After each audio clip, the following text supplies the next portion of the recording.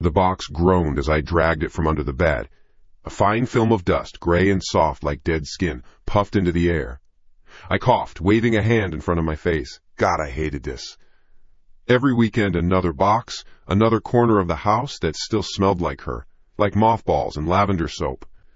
A museum of a life I was now the reluctant curator of. My back ached. I just wanted it to be over. I ripped the tape off the cardboard flaps. More of Mom's clothes. I pulled out a heavy wool coat, the one she wore every fall. The dark brown fabric felt familiar in my hands. A faint scent of her perfume, Tresser, clung to it, a ghost in the fibers. It hit me for a second, a quick, sharp punch to the gut. I pushed it down, no time for that. I had to get through this. My job was simple, keep or toss.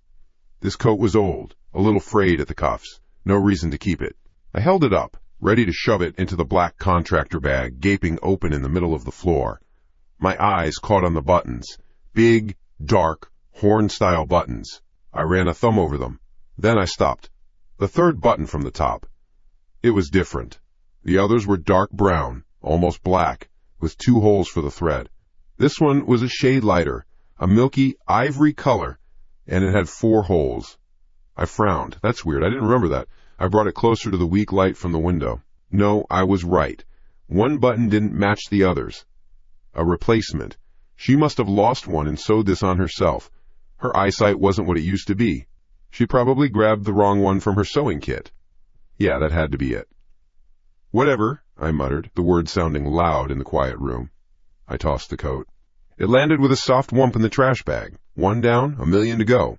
I moved on, my mind already on what I'd order for dinner. Pizza. Definitely pizza. I dug into the next box. This one was full of old letters and photo albums, a mess of paper and memories I didn't have the energy to face.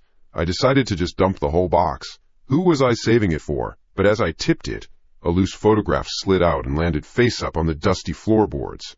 It was her. Mom. She was standing in front of the giant Christmas tree at Rockefeller Center, snow in her hair, a huge, genuine smile on her face.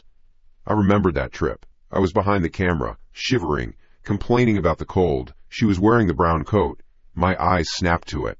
I picked up the photo, my fingers leaving clean prints in the dust around it. I held it close. There it was, the coat. She was holding the collar closed against the wind, and the buttons, 1, 2, 3, 4, 5, all of them dark brown, all of them with 2 holes, perfectly uniform. Wait a minute. A strange feeling, slick and cold, slid down my spine. That wasn't right. I stared at the photo, then at the trash bag in the middle of the room. It couldn't be. My memories just shot. Maybe I didn't see it right. But I had. I stood up, my knees cracking in protest. The floorboards creaked under my weight. I walked over to the black bag and knelt beside it. The smell of old fabric and dust was stronger here. I plunged my hand in, the plastic crinkling loudly. I pushed aside a stack of old scarves and a worn-out cardigan. There it was. I pulled the heavy wool coat back out. I carried it over to the window, the photograph still clutched in my other hand. I held them side by side. The sunlight made it undeniable. Photo. All buttons matching, dark brown, 2 holes. Coat in my hand, 3rd button down. Ivory, 4 holes. My heart started to beat a little faster. A weird, thumping rhythm against my ribs. What the hell? It didn't make sense. Maybe she had 2 of them? 2 identical coats? That seemed crazy. She was frugal. She would never buy 2 of the same expensive coat. My mind was scrambling, trying to build a bridge of logic over this impossible gap. It wasn't working. The pieces didn't fit. I felt a flush of irritation, then something else underneath it, something sharp and cold. Okay, Liam, calm down, I whispered. My voice sounded thin. I needed to get out of this room, get a drink of water. Tea. Mom always said tea could fix anything. Right now, I'd settle for it, just stopping the tremor that was starting in my hands. I dropped the coat on the floor and left the room, leaving the photo on the windowsill. The hallway felt longer than usual. The old runner muffled my footsteps. As I passed the open door to her bedroom, I glanced inside. Just a quick, automatic look, and I froze. The middle of the floor was empty. The black trash bag was gone. My breath hitched in my throat. I took a half step back, my eyes wide, scanning the room. The bed was made. The dresser was bare, except for a layer of dust. The rocking chair in the corner was still, but the bag, the big, black, half-full contractor bag that I had just left sitting right there, in the very center of the room, had vanished. No, that's not possible. I was just there. I was just fucking there. Did I move it? Did I drag it out to the hall and forget? My brain was a frantic blur, trying to rewind the last 60 seconds. No, I'd walked straight out. I hadn't touched it. I held my breath, listened. Nothing. The house was silent, not a peaceful silence. This was a heavy, watching silence, the kind that presses in on you. That makes the air thick. The normal house sounds, the hum of the fridge, the groan of the pipes, were all gone. Or maybe I just couldn't hear them over the blood pounding in my ears. My survival instinct screamed one word: run! But my feet felt nailed to the floor. Slowly, carefully, I backed away from the bedroom door. I retreated into the living room, my eyes still locked on that empty space in Mom's room. I didn't turn my back on it. I slid behind the big, wing-back armchair, crouching down, peering through the gap between the wing and the cushion. My heart hammered against my ribcage like a trapped bird. Then I heard it, a sound from her room, a very soft, dry, scraping noise, a rustle, the sound of nylon dragging across a wooden floor. Slow, deliberate. My entire body went rigid. The sound moved from the center of the room, where the bag had been, toward the door. My door. The hallway door. It stopped. Right on the other side of the doorway. Silence. I squeezed my eyes shut. This isn't real. It's the stress. The grief. I'm exhausted. I'm imagining things. But I could smell it now. A faint, chemical smell. Like new plastic. The silence stretched on. 1 second. 10. A full minute. It was the loudest thing I had ever heard. I was trapped in it, pinned down behind this chair, every muscle in my body screaming. I tried to swallow, but my throat was closed up, dry as sand. A drop of sweat traced a cold path down my temple. Don't move, don't breathe. It's right there. Whatever it is, it's right there. It knows I'm here, it's waiting. Another minute passed. Or maybe it was an hour. Time had stopped making sense. My lungs burned. I had to know. I had to look, taking a breath so shallow it made no sound. I leaned forward, just an inch. My eye pressed to the gap in the chair. I could see the hallway, the sliver of the open bedroom door. Nothing. No one. The hallway was empty. I waited. My legs were cramping. The adrenaline was starting to fade, leaving behind a shaky, raw-edged fear. Was it gone? Did it leave? Slowly I rose from behind the chair. My body felt stiff, ancient. I moved like a man made of glass. One step at a time I crept toward the hallway, toward her bedroom. The door was still ajar, exactly as it had been, a dark slice of the room beyond. I reached the doorway, my hand flat against the cool wall, steadying myself. I leaned forward, inch by agonizing inch, and peered inside. My world tilted. The trash bag was back. It was sitting neatly in the far corner of the room, tucked away by the wall, as if it had been there the whole time. As if I had put it there myself and simply forgotten. For a second, a wave of dizzying relief washed over me. I was losing my mind. That's all it was. I was just exhausted and cracking up. But then my eyes focused. On the very top of the pile of discarded clothes inside the bag, arranged as if for display, was the brown wool coat, and looking directly at me, turned perfectly toward the door, was the button. The ivory-colored button. 4 holes, dark against the pale surface, staring out of the shadows like a single, unblinking eye. Sleep hadn't come. It felt more like I had just blacked out for a few hours, then jolted awake with the ghost of a scream in my throat. The morning light was a weak gray thing, filtering through the dirty windows. It did nothing to chase away the shadows in the corners of the rooms, or the one in my head. Last night was impossible, a waking nightmare brought on by grief and exhaustion. That was the only answer. My brain was short-circuiting. I had to believe that. I moved the bag. I imagined the sound. I hallucinated the button. It had to be that. The alternative was not something a sane mind could entertain. I needed to do something normal, something real, something that would ground me in the here and now. My eyes landed on the built-in bookshelf in the living room, crammed with my mother's paperbacks. Dusting. Sorting. A mindless, tedious job. Perfect. I started pulling them out, one by one, wiping them down with a damp rag. Romance novels, cookbooks, old thrillers. The rhythmic work was almost soothing. My shoulders began to unclench.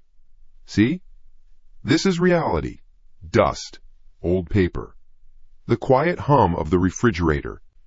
Then my fingers closed around a familiar spine. The Alchemist. The copy she gave me for my 18th birthday. The cover was worn, the corners soft from rereading. A wave of actual, untainted nostalgia washed over me. I smiled, for the first time in what felt like a week. I opened it to the flyleaf, wanting to see her familiar script. I knew the words by heart. For my dearest son, Liam. The ink was there, her elegant, looping cursive. But the words were wrong. For my dear son, Liam. I stared at it. Dearest. She always wrote, dearest. It was our thing. She said I was the dearest thing in her life. I frowned. My thumb traced the word, dear. A small, cold knot formed in my stomach. No, that can't be right. All these years. Did I just make that up? Did I add the est in my own memory? It felt so real. The sound of her saying it. The sight of it on every birthday card. Weird, I muttered. My voice sounded thin. I put the book on the coffee table. My hands felt a little shaky again. It's nothing. It's just my memory playing tricks again. First a button, now a word. I'm just falling apart. But the knot in my stomach wouldn't dissolve. It was a cold, hard pebble of doubt. I couldn't let it go. Proof. I needed proof. My old laptop. I kept it in a closet. A dinosaur from college. I never got around to throwing out. I'd posted a picture of the book on social media when I first got it. A cringy filtered photo with a caption like, "Best gift ever!" But the picture would exist. The original file. I found the laptop, pulled it out. It was heavy, coated in a sticky layer of dust. I plugged it in, hit the power button. The machine whirred to life with a groan, the fan kicking in like a tiny, dying jet engine. It took forever to boot up. Every second that passed felt like an accusation. I tapped my fingers on the trackpad, my patience stretched thin. Come on, come on! Finally, the old desktop appeared. I clicked through folders. Pictures. 2010. Birthday. There it was. An image file named IMG_2347. JPG. My heart was starting to beat faster. A heavy, thumping rhythm against my ribs. I double-clicked. The picture opened, grainy and oversaturated. There it was. The book, held in my younger, smoother hands. I moved the cursor, dragging the zoom box over the flyleaf. I clicked. The pixels sharpened. The image blew up, filling the screen. And the words, written in my mother's hand, were as clear as day. For my dearest son Liam. The est was there, clear, undeniable. A final, beautiful flourish on the T. I looked from the glowing screen to the physical book on the coffee table. My breath caught in my throat. It wasn't my memory that was wrong. It was the book. The solid, physical object in my hands had changed. A surge of pure, ice-cold panic shot through me. This wasn't a mistake. This wasn't a hallucination. This was an attack. I scrambled back from the laptop, my chair scraping loudly against the hardwood floor. My eyes darted around the room, seeing threats in every shadow. The house was no longer a sad, quiet museum. It was a hunting ground. And I was the prey. I had to see. I had to know more. My mind raced. The cards. The birthday cards she sent me every year. They were in a shoebox in my old room, the one she kept exactly as I'd left it. I bolted from the living room, feet pounding down the hall. I didn't care about the noise anymore. Let it hear me. I tore into my old room. ripped open the closet, and grabbed the shoebox. I dumped its contents onto the floor, a cascade of paper and memories. I fell to my knees, my hands shaking so badly I could barely pick them up. The card for my 20th birthday. A picture of a cartoon dog on it. I flipped it open. To the dearest young man I know. No. It was wrong, it said dear. The card for my 22nd. My dearest wishes for a happy year. Wrong, it said dear. 25th. 28th. Last year's. One after another. Every single instance.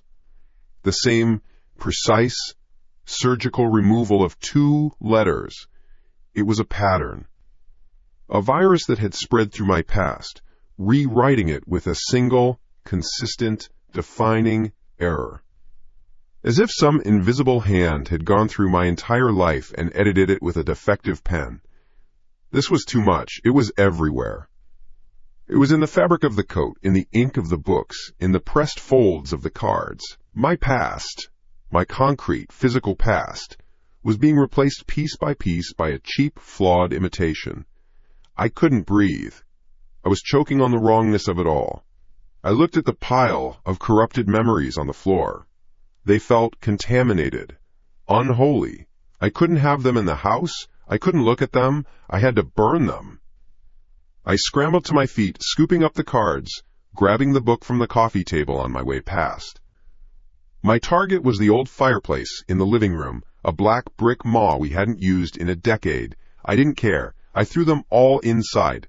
The book, the cards, all of it. A pyre of lies. My hands fumbled in the kitchen drawer for a lighter. I found one. The click of the flint was loud in the dead air. I went back to the fireplace, my heart hammering against my ribs. I held the flame to the corner of a birthday card. The paper caught. The flame licked upwards, orange and bright. For a moment, it was a normal fire. Then, as the flames touched the cover of The Alchemist, the sound started. It wasn't the crackle of burning paper. It was a low, thin hiss.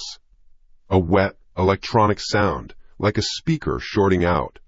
It rose in pitch, sharp and needle-like, drilling into my ears. I clapped my hands over them, but the sound was inside my head. Then the smoke came. It didn't rise. It shot out. A thick, oily black plume erupted from the fireplace, blasting into the room with a sudden whoosh. It wasn't smoke. It was solid. It hit me like a physical blow, throwing me backward. I landed hard on the floor. The wind knocked out of me. The air was filled with a choking, synthetic stench, burning plastic and, God, no, her perfume. Lavender and Tresor twisted into something foul and toxic. I gagged, coughing, my eyes streaming as the black cloud swirled around me. I crawled away, dragging myself across the floor, desperate for clean air. The smoke hung in the room, a thick, living cloud, before slowly, unnaturally, being sucked back into the chimney as if it were on a rewind. Silence returned. Absolute. The only sound was my own ragged, desperate gasping. I pushed myself up onto my elbows, my body trembling. My eyes went to the fireplace. Inside, the pyre was gone. Everything was a uniform, fine gray ash. Total obliteration. Except for one thing. Lying on top of the bed of ash, untouched by the flame, was a single scrap of white cardstock. The corner of a birthday card. I stared, my mind refusing to process what I was seeing. Slowly, I got to my feet and stumbled toward the hearth. I knelt down, peering into the blackness. There was writing on the scrap. One word. Written in her familiar, elegant script. Help. The word hung in the air long after I'd read it. Help. A single word on a scrap of card, untouched by a fire that shouldn't have been. I didn't sleep. The word was burned onto the back of my eyelids. Sleep wasn't an option. Rest felt like surrender. I spent the hours before dawn sitting in front of my old laptop. The screen, a pale blue beacon in the oppressive dark of the living room. The fire was just a bad memory now, a pit of dead gray ash. The house was quiet, too quiet. Every creak of the floorboards was a footstep. Every hum of the refrigerator was a whisper. I needed to see something normal, something real, something locked in the digital amber of a hard drive, safe from the physical world that was warping around me. I went to my pictures, family folders. I just wanted to see her face as it was, untouched, unedited. I opened a selfie she'd taken a few months before she passed. She was in the garden, squinting into the sun, a genuine, unforced smile on her face, the one that made the corners of her eyes crinkle. I felt a pang in my chest, a clean, sharp grief that was almost a relief compared to the crawling dread of the past day. This was real. This was her. But I leaned closer to the screen. Her beauty mark, the little mole she had on her left cheek. It was there. But it was wrong. It was too close to the corner of her mouth. "It's just the angle," I mumbled, my voice a dry rasp. I rubbed my eyes. I hadn't slept in what felt like a year. Of course I was seeing things. Of course my exhaustion was painting monsters onto old photographs. I closed the file. My hand trembled as I moved the mouse. It was nothing. It had to be nothing. But the doubt was a fishhook in my gut. It wouldn't let go. An angle doesn't move a feature on a person's face. Curiosity is a form of self-harm. I knew I shouldn't, but I had to. I navigated to another folder, one labeled Unsorted, a digital junk drawer of photos dumped from our old camera's memory card. I scrolled through blurry shots of flower pots and the neighbor's cat. There, another picture, taken the same day. I could tell from the light, the clothes she was wearing. It was a wider shot, taken by my dad. She was laughing, looking away from the camera. I zoomed in on her face. My heart stopped. In this photo, the mole was exactly where I remembered it. Higher up, closer to her cheekbone, the way it had been her entire life. My breath hitched. I went back. I opened the first picture. The selfie. I dragged the window next to the second one. Side by side on the screen, they screamed at me. The same day. The same smile. The same woman. But the mole had physically moved. A few millimeters, a tiny, impossible migration of skin and pigment between two photographs taken moments apart. This wasn't a flaw in my memory. This wasn't grief. The book. The cards? And now this. It was a digital invasion. It had infected the code. The ones and zeros. I needed the original proof. The definitive copy. The backup. My hands flew, digging through a drawer filled with old cables and chargers. I found it. A small, black USB stick. My digital shoebox, a backup of all my most important files I'd made years ago. Before all this, before she was gone, this would be clean. This had to be clean. I jammed the USB into the port. The laptop whirred. A notification popped up. New hardware detected. And then the screen flickered. Just once, a fast, black blink. So quick I almost missed it. My blood ran cold. No. With a shaking finger, I clicked back to the folder on my main hard drive. I opened the first image, the selfie. The mole was still wrong, near her lip. I opened the second image, the one my dad took, the correct one. The mole was now at her lip. It had moved. It had moved to match the first photo. It wasn't just replacing things. It was correcting its mistakes. It was standardizing the error. It was cleaning up its own mess, erasing the evidence right in front of my eyes. It knew I was looking. It sensed my investigation, and it was fighting back. I scrambled through the files on the USB stick. I found the folder. I opened the photo, the original, untouched file from years ago, my last bastion of proof. The mole was at her lip. It was over. Every piece of evidence I had was gone. Wiped. Corrupted in real time. I was trapped. There was no one I could show. No way I could prove it. I was alone with a truth that was actively erasing itself. My past was being rewritten, and the author was deleting its own footprints as it went. I shoved away from the desk, my chair screaming against the floor. I couldn't look at the screen anymore. It felt like an eye. Something was looking back at me through it. I stared at the dark reflection of my own face on the powered-off monitor. Then a sound came from the laptop speakers. It was soft. A gentle, rhythmic hiss of air. The sound of someone sleeping. A light, peaceful intake and exhale. I knew that sound. My whole body went rigid. It was the sound of my mom breathing. The exact sound I used to hear from the hallway when I was a kid, afraid of the dark. The sound that meant she was close, that I was safe. But this wasn't safe. This was violation. My hand shot out and grabbed the power cord, yanking it from the back of the laptop with a sharp crack of plastic. The charging light went out. The machine was dead. The breathing didn't stop. It kept coming from the speakers, the same soft, steady rhythm. In, out, coming from a dead machine, an impossible sound in the dead air of the room. It was closer now, more intimate. It sounded like she was right beside my ear. A scream tore itself from my throat, raw and wordless. I bolted. I ran from the living room, slamming the door behind me as if I could trap a sound. I stood in the hallway, my back pressed hard against the cool drywall, my chest heaving. I could still hear it in my head, the hissing whisper. In, out. My body was trembling uncontrollably. I slid down the wall, my legs giving out, until I was huddled on the floor. My phone buzzed in my pocket. The vibration felt like an electric shock. I fumbled for it, my hands slick with sweat. It was a new email. The screen glowed with the notification.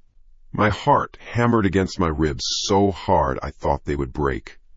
The sender was an address I hadn't seen in over a year. My mother's old email account.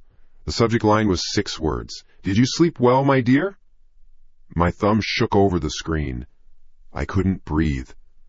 Below the subject line, there was no text, just a single attachment, one small audio file. Its name was last_night.mp3. I didn't open the audio file. I couldn't. My thumb hovered over the screen, a millimeter of glass separating me from a sound I knew would break me. I threw the phone. It skittered across the hardwood floor of the hallway, screen down, an insect I'd tried to crush. But I could still feel it vibrating. Still feel the email, the file, the last night, waiting. The breathing from the living room hadn't stopped. It was a lie. A dead machine couldn't breathe. I was stuck between 2 impossible sounds, a ghost in the machine and a ghost in the network. Cornered. I needed air. That was the only thought my brain could form. Air. Not this dead, recycled stuff that smelled of old dust and new fear. I scrambled to my feet, my legs feeling like they were filled with sand. I fumbled with the deadbolt on the front door, my fingers clumsy and weak. The lock clicked open with a sound like a gunshot in the silence. I yanked the door open and stumbled out onto the porch, into the cold, pre-dawn air. I sucked it in, greedy gulps of it. It was sharp and clean and real. It smelled of wet earth and distant car exhaust. It was the smell of a world that was still sane. I stood there on the top step, hands on my knees, just breathing.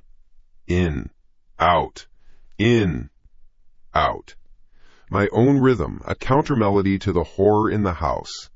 The sky was a deep, bruised purple. The streetlights cast long, lonely pools of orange on the pavement. A car drove by. Normal.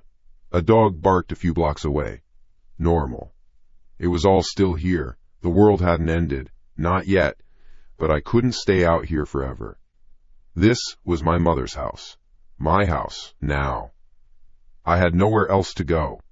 The thought of going back in sent a tremor through my body, but the thought of abandoning it, of letting it win, was worse. It felt like a betrayal. I took one last deep breath, a final dose of sanity, and turned around. I pushed the door open, and the smell hit me. Chanel No. 5. It wasn't faint. It wasn't a memory. It was thick, a wall of fragrance that filled the entryway. It was the scent she wore every Sunday, for every holiday, for every small occasion she wanted to make special. It was the smell of my childhood, of her hugging me, of safety and warmth. For a single, stupid second, my heart ached with a clean grief. It was almost a relief. I closed my eyes. Mom. I took another breath, a deeper one, letting the memory wash over me. And that's when I noticed it. Underneath the familiar floral warmth, there was something else. A sharp chemical note. It was thin and metallic, like ozone after a lightning strike, or the smell of a burnt-out circuit board. It was wrong. It didn't belong. It was a single sour note in a perfect symphony, a note that spoiled the whole thing. My brief moment of comfort evaporated, replaced by a cold dread. The gaslighting wasn't just visual anymore. It wasn't just auditory. It was attacking my sense of smell. It was corrupting a memory. I followed the scent, my feet moving on their own. It grew stronger as I walked down the hall, towards her bedroom. The door was ajar. The smell poured from the opening, a heavy, perfumed fog. I pushed the door open. Her room was just as she'd left it. The bed was neatly made. A book lay face down on the nightstand. And on her vanity, amidst the silver-backed brushes and small porcelain trays, stood the bottle. The iconic, square glass bottle of Chanel No. 5. It was almost full. I stared at it. It looked normal. It looked exactly like her perfume. I walked over, my heart hammering against my ribs. I had to know. I picked up the bottle. It was cool and heavy in my hand. Real. With a trembling finger, I pressed the atomizer. A fine mist shot into the air. The scent exploded into the room. Rich, floral, and her. And under it all, that same sharp, unnatural tang of ozone. Louder now. More obvious. It was like a beautiful voice with a razor blade hidden in its throat. It was wrong. It was absolutely, fundamentally wrong. I knew that scent better than I knew my own. She'd worn it my entire life. There was no ozone. There was no chemical burn. There never had been. It wasn't just replacing things. It was creating flawed replicas of sensations, of the most intimate parts of my life. A hot, white rage surged through me, eclipsing the fear for a moment. This was too much. The photos, the breathing, and now this. An invasion of a memory so sacred it felt like a physical violation. This thing, whatever it was in her room, playing with her things, wearing her smell like a costume. "Get out," I whispered, my voice shaking. Then louder, a roar that tore from my throat. "Get out!" I drew my arm back and hurled the bottle against the far wall. It hit with a sharp crack of glass and a wet splash. I braced myself for the scent to become overpowering, a choking cloud of flowers and chemicals. But the opposite happened. The instant the glass shattered, the scent vanished. Not faded, vanished. One moment the air was thick with it. The next, nothing. Complete and total olfactory silence. The room just smelled like a room. Old wood. Dust. Faint, musty fabric. The powerful, cloying perfume was gone, as if a switch had been flipped, as if it had never been there at all. I stood frozen in the middle of the room, surrounded by glittering shards of wet glass on the carpet. The sudden absence of the smell was 1,000 times more terrifying than its wrongness. It was a magic trick, a display of power. It showed me that the scent wasn't a physical property of the liquid in the bottle. It was a projection, an illusion it could create and destroy at will. I hadn't destroyed its weapon.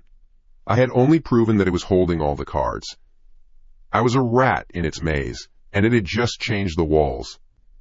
My breathing was harsh in the new silence. My eyes darted around the room, searching the shadows. I was waiting for the next thing, the next assault on my senses. Then I heard it. Tick. It was a small sound, barely there, like a water droplet hitting a tin roof. I stood perfectly still, straining my ears. Talk. There it was again. It wasn't coming from the hallway clock. This was different. Drier. Sharper. It had an organic quality to it. I tilted my head, trying to place it. It seemed to come from the corner of the room, near the wardrobe. Tick. Now it was behind me. My blood ran cold. It was moving. It wasn't a sound the house was making. It was a sound being made in the house. With me. Talk. Right next to my left ear. So close I flinched. A jolt of pure adrenaline shooting through my system. I clamped my hands over my ears, but I could still hear it. A phantom click inside my own skull. It was a tongue click. A wet, percussive sound. Someone was in the room with me, walking around me, circling me, playing a game. Tick. In front of me now. I didn't dare move. I didn't dare turn around. My body was completely rigid, a statue of terror. I squeezed my eyes shut, as if not seeing would make me invisible. My world shrank to the sound. The slow, deliberate, hunting sound. It was toying with me. It knew I was trapped. It knew I was terrified. It was savoring it.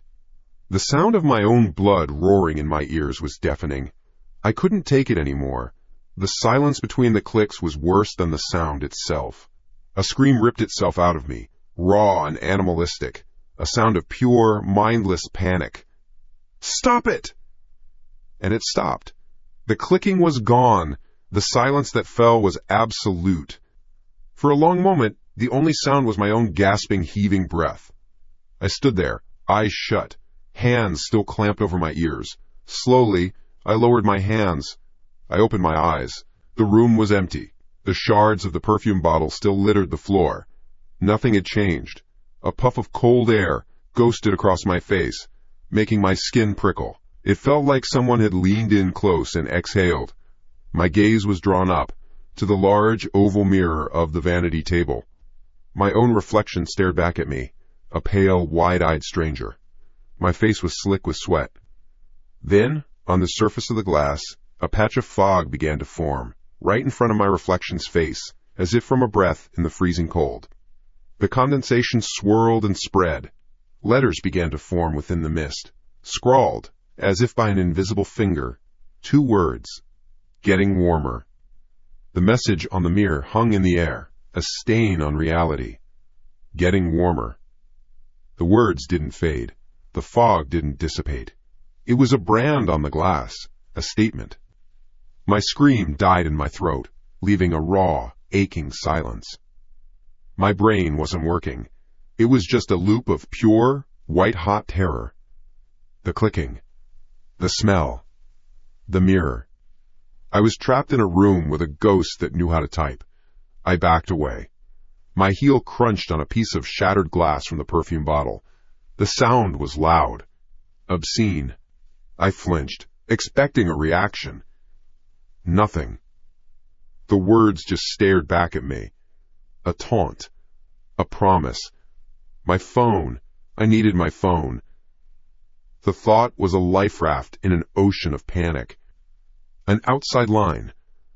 A connection to the world that wasn't this house, this room, this nightmare. I turned and fled from the bedroom, not daring to look back. I half ran, half stumbled down the hall, my bare feet slapping against the cold wood.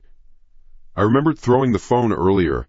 It was somewhere in the hallway. My eyes scanned the floorboards frantically. There, lying face down near the front door. I snatched it up. The screen wasn't cracked. A small, stupid miracle. My hands were shaking so hard I could barely unlock it. Thumbs slick with sweat. I fumbled through my contacts. My finger hovered over one name. Adam. My best friend. The sanest, most grounded person I knew. He would listen. He would tell me I was having a breakdown, that I was exhausted, that it was just grief. I prayed he would tell me that. I needed to hear it. I needed someone to lie to me and make it feel real. I pressed call. The electronic ringing tone was the most normal sound I had heard all night. It was beautiful. Each ring was a second of hope, a second where the world was still fixed in place. Hello? Adam's voice. Thank God. It was just his voice. A little groggy, like I'd woken him up. Adam? My own voice was a cracked whisper. I couldn't get enough air in my lungs. Alex? Jesus, man, what time is it? Are you okay? I've been calling you for days. The concern in his voice was a balm. Real, human concern. The knot in my chest loosened a fraction of a millimeter. Adam, something's wrong, I stammered, leaning against the wall, sliding down to the floor. Something's really wrong here, at my mom's place. I told him everything. I didn't know where to start, so I just let it spill out. A torrent of insanity. The button on his dad's old coat. The wrong dedication in the book. The photograph, the way my mother's mole was on the wrong side of her face. The machine breathing. The perfume. The mirror. I knew I sounded crazy. I could hear it myself. The words tumbled over each other, a frantic, desperate mess. When I finished, a choked silence hung on the line. I waited for him to shout, to tell me to get a grip. even to hang up. Anything would be better than this quiet. Then he spoke. His voice was calm. Even. Too calm. "Okay, Alex? I hear you. It sounds like you're having a hard time." I nodded, even though he couldn't see me. "A hard time, Adam? This is—" "Just listen," he cut in, his tone patient. "The way you'd talk to a scared child. It all makes sense if you think about it. Your mom, you know how she was near the end. Her mind came and went. She probably saw the button was loose and sewed a new one on herself. My mom does stuff like that all the time." A cold prickle went down my spine. The words were too reasonable. Too much like the excuses I had made for myself at the very beginning. "The book?" I whispered. "A misprint," he said instantly. "Publishers screw up. Happens all the time. As for the photo, you said it yourself. Phone filters. Touch-ups. They can flip images, move things around. You probably hit a button by accident." The calm, rational explanations didn't soothe me. They terrified me. Each one was a stone, walling me up inside this house. He was explaining away the evidence. He was making me the crazy one. "No," I said, my voice rising. "No, you don't get it. The mole, Adam." I looked at every other picture of her. It's always been by her nose. In this picture, it's on her cheek. It's wrong. It's fundamentally wrong. "Alex, calm down. You're just grieving." "It's messing with your head," he said, his voice still perfectly level, perfectly soothing. My lifeline was turning into a noose. "You're not listening to me." I shouted into the phone, pushing myself to my feet. "It's real! It's happening!" "Alex, listen to me." Adam's voice was firm now, but still devoid of any alarm. "Just take a breath. You're exhausted. That mole on your mom's left cheek. It was always pretty close to the corner of her mouth." I froze. The air in my lungs turned to ice. Every muscle in my body went rigid. I had told him about the mole. I had told him it was in the wrong place. But I never, not for a single second, told him where it was supposed to be. I never told him it was by her nose. And I sure as hell never told him where the wrong one was. Close to the corner of her mouth. How could he know that? How could he possibly know that specific, horrifying detail? What did you just say?" My voice was barely audible. The phone line was silent. The normal static and hiss of a connection was gone. It was a dead, digital void. I could feel the silence. It had weight. "Adam?" I whispered. How did you know that?" Silence. Then I heard it. A tiny sound, thin and sharp through the phone's speaker. Tick. The same sound from my mother's bedroom. The wet, organic click of a tongue. It was so faint I almost thought I'd imagined it. It came from his end of the line. From Adam's mouth. And then the call ended. The screen went black. He'd hung up. I stared at the dark phone in my hand, my mind a screaming void. It wasn't just in the house. It wasn't a ghost tied to a place. It was outside. It was on the network. It had my friend. Or it was my friend. The thought was so monstrous my brain refused to process it. I stood there, shaking in the dim hallway, the phone feeling like a block of ice in my palm. My one path to the real world had just led me deeper into the maze. I was completely, utterly alone, cut off. My body was trembling uncontrollably now. A low moan escaped my lips. I couldn't breathe. I couldn't think. There was no safe place. Not in the house, not outside the house. It could be anywhere. It could be anyone. As if summoned by the thought, my phone rang. The noise made me jolt so violently I almost dropped it. It was a shrill, piercing sound that cut through the silence of the house. I looked at the screen. Adam. His name glowed on the screen, a beacon of horror. My blood ran cold. My thumb hovered over the accept icon. Don't answer it. Don't answer it. My brain was screaming the command, but I couldn't stop myself. I had to know. I had to hear it again. My thumb, moving with a will of its own, slid across the screen. I pressed the phone to my ear. "Hello?" I choked out. For a moment, there was only that dead, perfect silence. Then, a voice spoke. It was Adam's voice. But it was wrong. It was stretched and warped. It had been pulled apart and stitched back together incorrectly. Underneath it, other voices churned. A low, metallic rasp, a wet, gurgling sound, a high-pitched digital whine, all speaking in unison. A chorus of wrongness, trying to fit into the shape of my friend's throat. Why don't you believe your friend? The layered voice scraped against my eardrum. It was a sound that shouldn't exist. It was digital and wet at the same time. The sound of a machine trying to imitate flesh. I'm learning. The chorus of horrors continued, the words glitching and stuttering. Learning to be better. Then, a laugh. It wasn't a human laugh. It was the sound of a dial-up modem screaming, of glass breaking in slow motion, of metal grinding on metal. It was a mechanical, synthesized shriek of amusement that vibrated through the phone, through my skull, shaking the teeth in my jaw. It was the sound of the entity, raw and unfiltered. It was the sound of the thing that was pretending to be Adam. A guttural scream tore out of me. I ripped the phone from my ear and threw it with all my strength. It slammed against the far wall of the hallway with a sickening crunch of plastic and glass, then clattered to the floor. The laughing sound cut off abruptly. Silence rushed back in. I was heaving, gulping for air that felt like ash in my lungs. My eyes were locked on the broken phone. It lay in pieces. The battery skittered a few feet away. Destroyed. It had to be destroyed. But then, a light flickered. The shattered screen of my phone, spiderwebbed with 1,000 cracks, blinked on.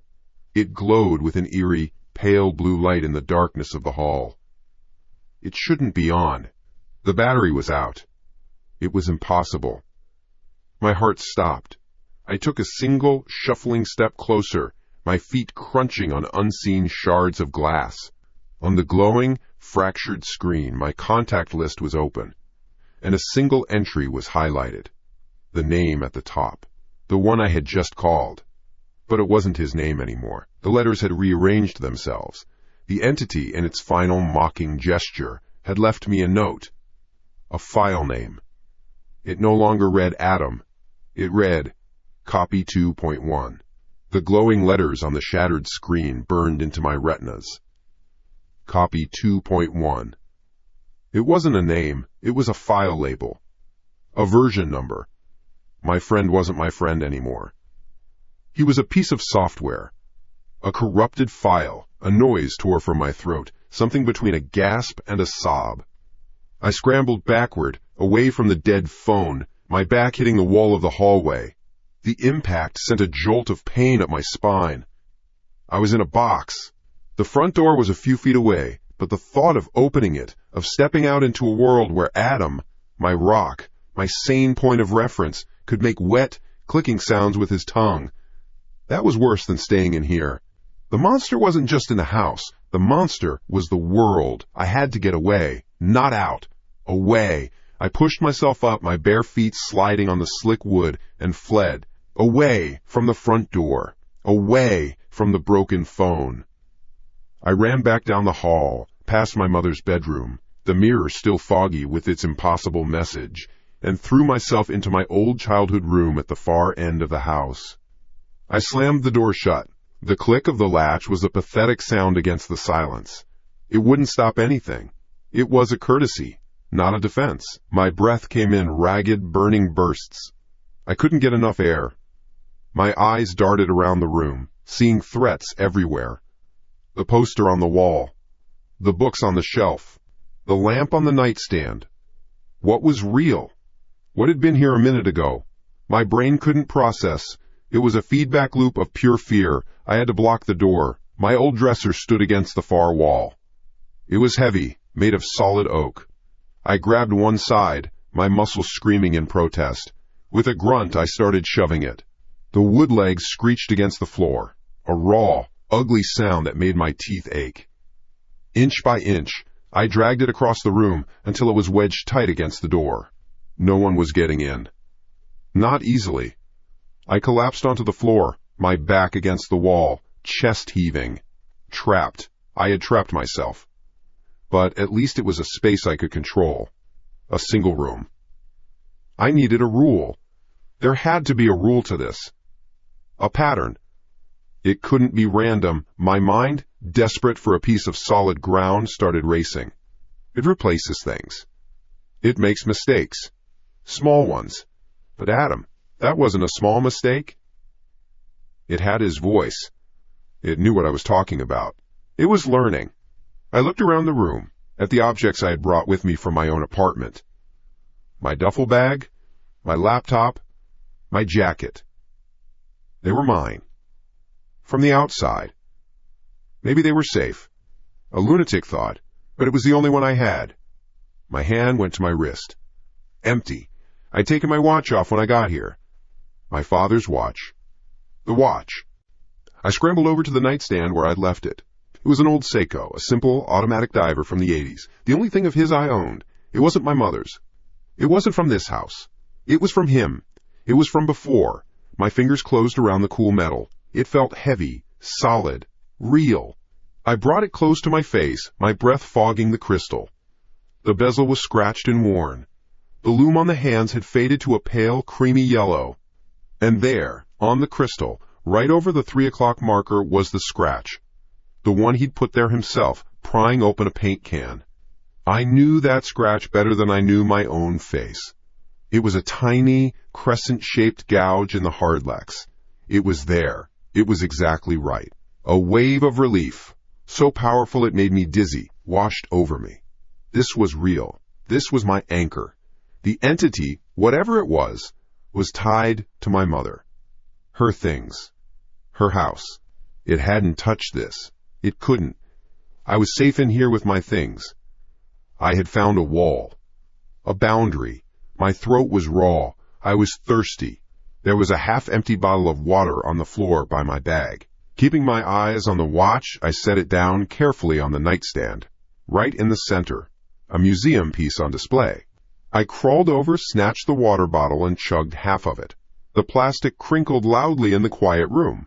My eyes never left the watch. It sat there, gleaming under the weak lamplight, a tiny island of sanity. I crawled back. I picked it up. The weight was right. The metal was cool. I brought it to my face. My heart stopped. The scratch was gone. The crystal over the 3 o'clock marker was perfect, flawless, smooth and clear as if it had just come from the factory. No, no, no, no. I turned it over and over in my shaking hands. My eyes scanned every millimeter of the surface. It wasn't there. It was gone. It had been there 5 seconds ago. I saw it. I saw it. My mind screamed. A cold, heavy dread started to pool in my stomach. It had been right here. It had watched me. It waited until I looked away. Then I noticed something else. Something worse. My father's watch had an automatic movement. The long, thin second hand was supposed to glide around the dial in a smooth, continuous sweep. I had watched it sweep thousands of times. But now, it was ticking. Tick, a dead, mechanical jump. Tick. Another one. 1 per second. Like a cheap quartz watch. Tick. The sound was silent, but I could hear it in my head. A dry, clean, precise sound.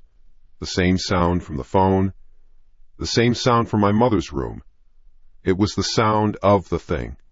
It was its heartbeat. And now its heart was beating inside my father's watch. The realization hit me like a physical blow.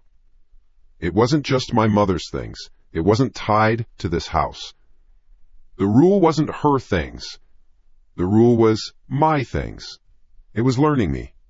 And it was getting better. The mistakes were getting smaller. The coat button was clumsy. The photo was obvious. But this was subtle. Only I would know the second hand was wrong. My world tilted on its axis. I was not in a house with a few haunted objects. I was in a nest. It wasn't replacing things in my world. It was my world. My eyes shot around the room, not with fear anymore, but with a new, sharper terror. A biologist's horror. I looked down at the shirt I was wearing. A simple gray t-shirt I'd worn 100 times. Did the cotton feel rougher than it should? The seams? Were they always stitched that way? The glass of water I just drank from? Did it taste right? Was it just water? Or was it a copy of water? The book I'd been reading, lying on the floor. Was the font a fraction of a point larger than it was this morning? I wasn't Alex sitting in a room of his dead mother's things. I was a specimen, sitting in a carefully constructed diorama of my life, built by something from outside. And the walls were closing in, reality being replaced one object at a time. The air I was breathing, the floorboards under my feet, the very skin on my body. Where did my real world end and its copy begin? There was no line. There was no escape. I was already inside it. A sound like a wounded animal ripped from my lungs. A scream of pure, helpless rage. I wasn't going to sit here and be cataloged. I wasn't going to be studied. I lunged forward and grabbed the edge of the flimsy nightstand. With a roar, I flipped it. The stand crashed against the wall, the lamp shattering, plunging the room into near darkness, lit only by the weak moonlight from the window. The watch, my father's watch, the copy of my father's watch, flew through the air and hit the far wall with a sharp crack. It fell to the floor, the case back popping off. I stared, panting, at the wreckage on the floor. There were no gears. There were no rotors or springs, no tiny jewels. From the shattered silver casing, a thick, syrupy substance oozed out. It was the color of slate, a dull, lifeless gray. It pulsed, just once, a slow, disgusting contraction. As the air hit it, the sludge began to harden, to smoke faintly, twisting itself into the crude, three-dimensional shape of clockwork. It was a caricature, a memory of a machine, sculpted from something organic and wrong, a failed imitation, frozen in the act of becoming. My stomach heaved. I stumbled back, bile rising in my throat. This was the entity. This was its flesh, its blood, a non-living thing that mimicked life by turning itself into the objects we loved. But that wasn't all. Amid the broken pieces of the case and the hardening gray ooze, something else lay on the wood floor, a tiny, almost invisible speck of white. It hadn't been part of the watch. It had been inside it, hidden. My body moved on its own, a primal curiosity that was stronger than fear. I knelt down, my knees pressing into the unseen debris. My fingers, trembling so hard I could barely control them, reached for the white speck. It was a piece of paper, rolled into a tight, minuscule scroll. It had been tucked inside the machinery, a message in a bottle. With painstaking effort, I unrolled it. The paper was old, yellowed, and fragile. It was a torn scrap from a sticky note. There was writing on it. A few words scribbled in a hurried, desperate hand. The handwriting was shaky, but I knew it instantly. I had seen it my whole life on birthday cards and chore lists. It was my father's. It said, "It learns fast." The paper was a tiny flag of surrender in the wreckage of the room. My father's handwriting. "It learns fast." The words weren't a warning. They were a death sentence. It wasn't just replacing things. It was studying. A cold, methodical process of observation and replication. And I was the subject. My breath was a hot saw in my throat. The barricaded door felt useless now. This thing wasn't breaking down doors. It was rewriting the world from the inside out. I had to fight back. I couldn't shoot it or stab it, but I could do what it was doing. I could observe. I could document. I had to create a baseline, a control group, a record of what was real before it was replaced. I crawled across the floor, my hands and knees crunching on broken plastic and glass. My laptop. I needed my laptop. I flipped it open. The screen flared to life, a stark white rectangle in the gloom. I opened a new text document. The blinking cursor was a steady, insistent heartbeat. What do you know, Alex? What is real? Never. I started typing. Frantic, clumsy keystrokes. I listed everything in the room I knew was mine, brought from my apartment. My gray hoodie on the chair. My worn leather wallet. The paperback novel on the floor, spine cracked. I took pictures of them with my phone. Close-ups of the stitching on the hoodie's cuff. The specific wear pattern on the corner of my wallet. The dog ear on page 94 of the book. I uploaded them, filed them, named them hoodie_cuff_real.jpg. Wallet_corner_real.jpg. It was insane. It was the only sane thing to do. Then I waited. I sat on the floor, back against the wall, laptop open, the room lit only by its pale glow and the sliver of moonlight. I was a scientist in a cage, waiting for the experiment to continue. My eyes darted from the hoodie to the wallet to the book. Every shadow seemed to shift. Every creak of the old house was a new arrival. The silence wasn't empty. It was the sound of something thinking. Hours passed. My eyes burned from staring at the screen. My muscles ached. Then it happened. It wasn't a sound, it was just a change. On the edge of the desk, in the shadow cast by my laptop, there was a pencil. A plain, yellow, number 2 pencil. I hadn't put it there. There hadn't been a pencil in this room since I was 15. My heart hammered against my ribs. I didn't touch it. I took a picture. Pencil_copy_1.jpg. I picked up one of my own pens from my bag. A standard black Bic. I laid it on the desk, an inch away from the yellow pencil. I took another picture.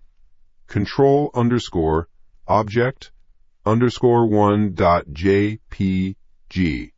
I leaned in, my breath held tight in my chest. I looked at the pencil. It was almost perfect. Yellow paint. Pink eraser held by a crimped metal band. Graphite tip. But the paint. It was wrong. A fraction of a shade too bright. Too glossy. It looked like a pencil from an animated movie, not a real one. I went to my document. Subject. Pencil_copy_1. Analysis. Flaw detected. Paint color incorrect. Gloss finish too high. A small, cold victory. It made a mistake. I could see it. I had proof. I sat back, a new kind of dread settling in.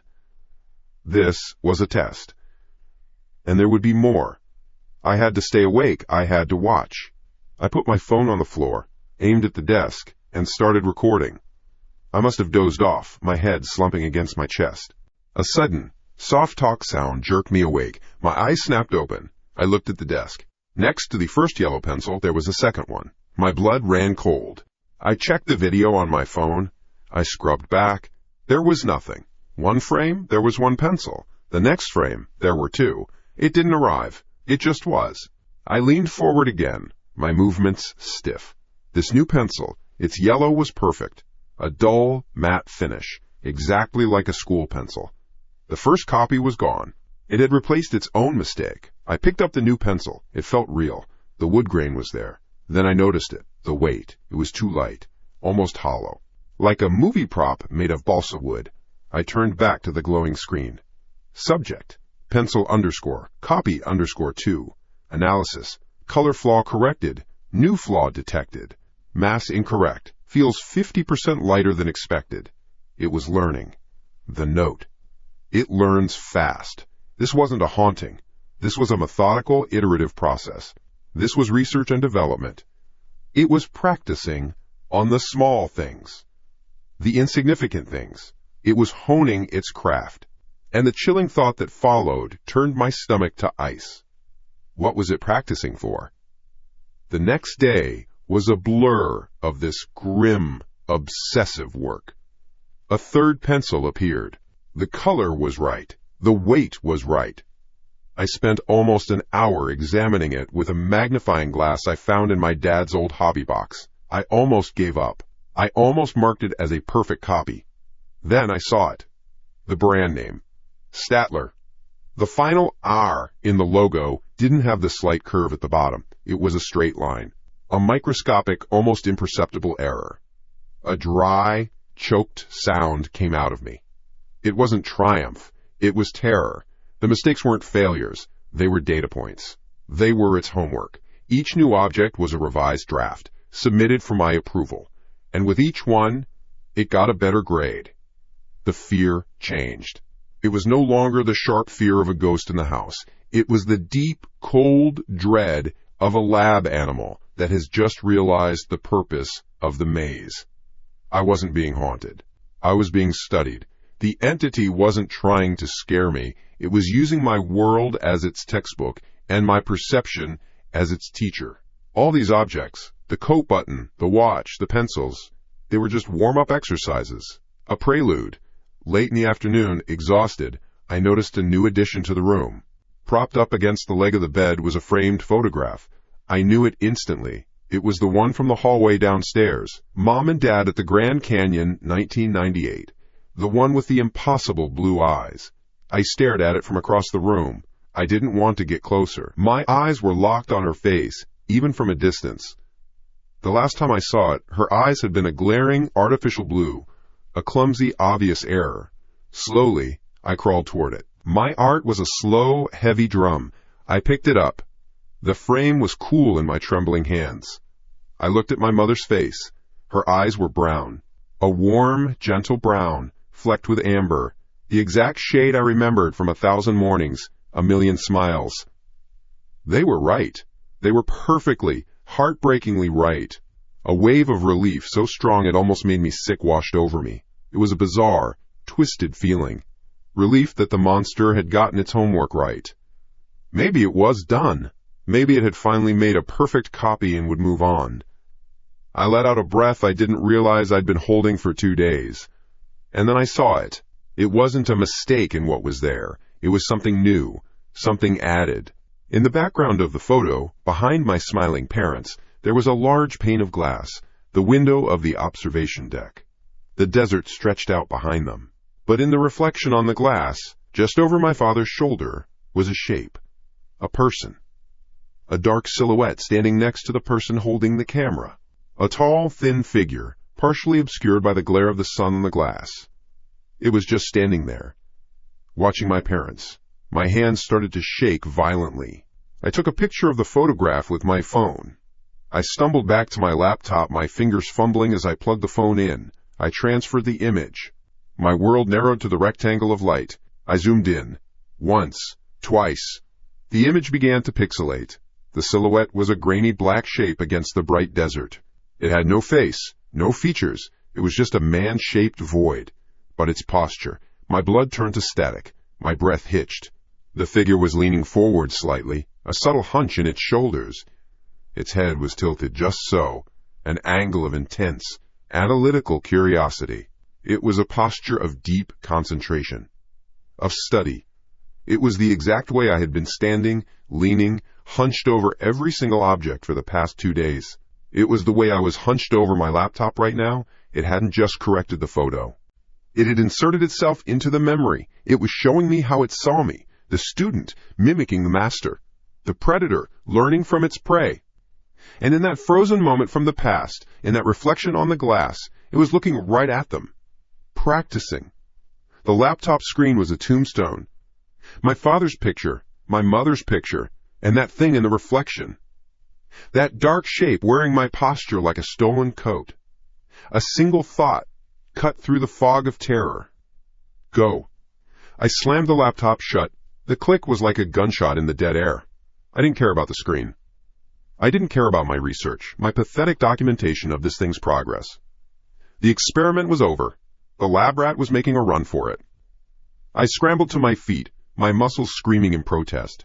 My legs were shaky, unreliable. I ignored them. I had to get out of this house. My wallet. Phone. My keys. That's all I needed. The essentials for being a person in the real world. A world this thing was not yet a part of. My wallet was on the floor where I dropped it. I snatched it. My phone was next to the laptop. I jammed both into my jeans pocket. Keys. The keys were downstairs, by the front door, on the little brass hooks my mom had installed 20 years ago. I moved out of the room, not a backward glance. The wrecked study, the pencils, the cursed photograph, it was all dead to me, just evidence for whoever found my body later. My only focus was the straight line from the top of the stairs to the front door. I took the stairs 2 at a time, my hands sliding on the polished banister. The wood was cool and smooth. Real. Normal. My bare feet made soft thuds on the runner. Thud. Thud. Thud. A desperate, fleeing rhythm. I reached the bottom, heart hammering against my ribs. I could see the door. Solid oak, 6 panels. A deadbolt. A chain. A fortress.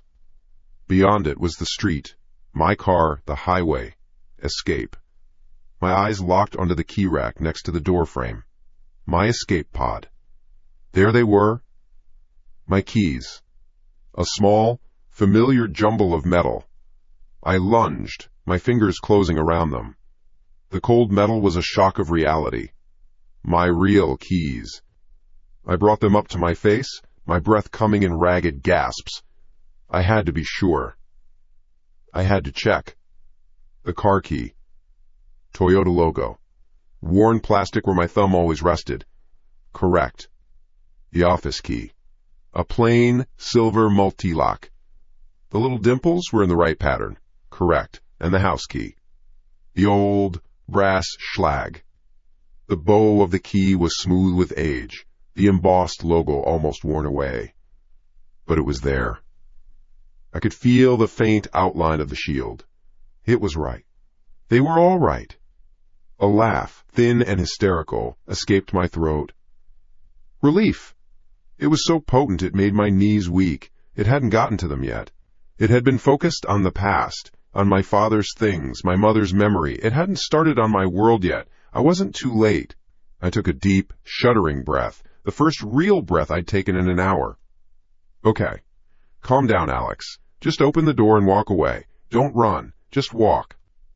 As my fingers tightened around the key ring, a sound. Clink. A small, sharp, metallic sound. It came from the floor by my feet. My head snapped down. Something had fallen from behind the key rack when I grabbed my set. Lying on the dark hardwood of the entryway was another key. A single key.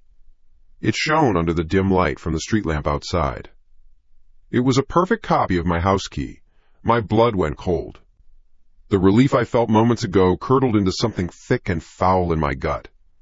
I knelt, my movements stiff, robotic. My hand trembled as I reached for it. It wasn't a copy from a hardware store. It was a fabrication. Polished brass, freshly cut, impossibly clean. It looked like it had been minted a second ago. I picked it up. It had the right weight, the right temperature. The serrated edge was an exact match for the key in my hand. I turned it over, my thumb tracing the bow, looking for the flaw, the lazy mistake. And I found it. In the center of the bow, where the faded Schlag shield should be, was a different symbol. It was etched with microscopic precision. A perfect, stylized eye, the kind you'd see in an old medical textbook.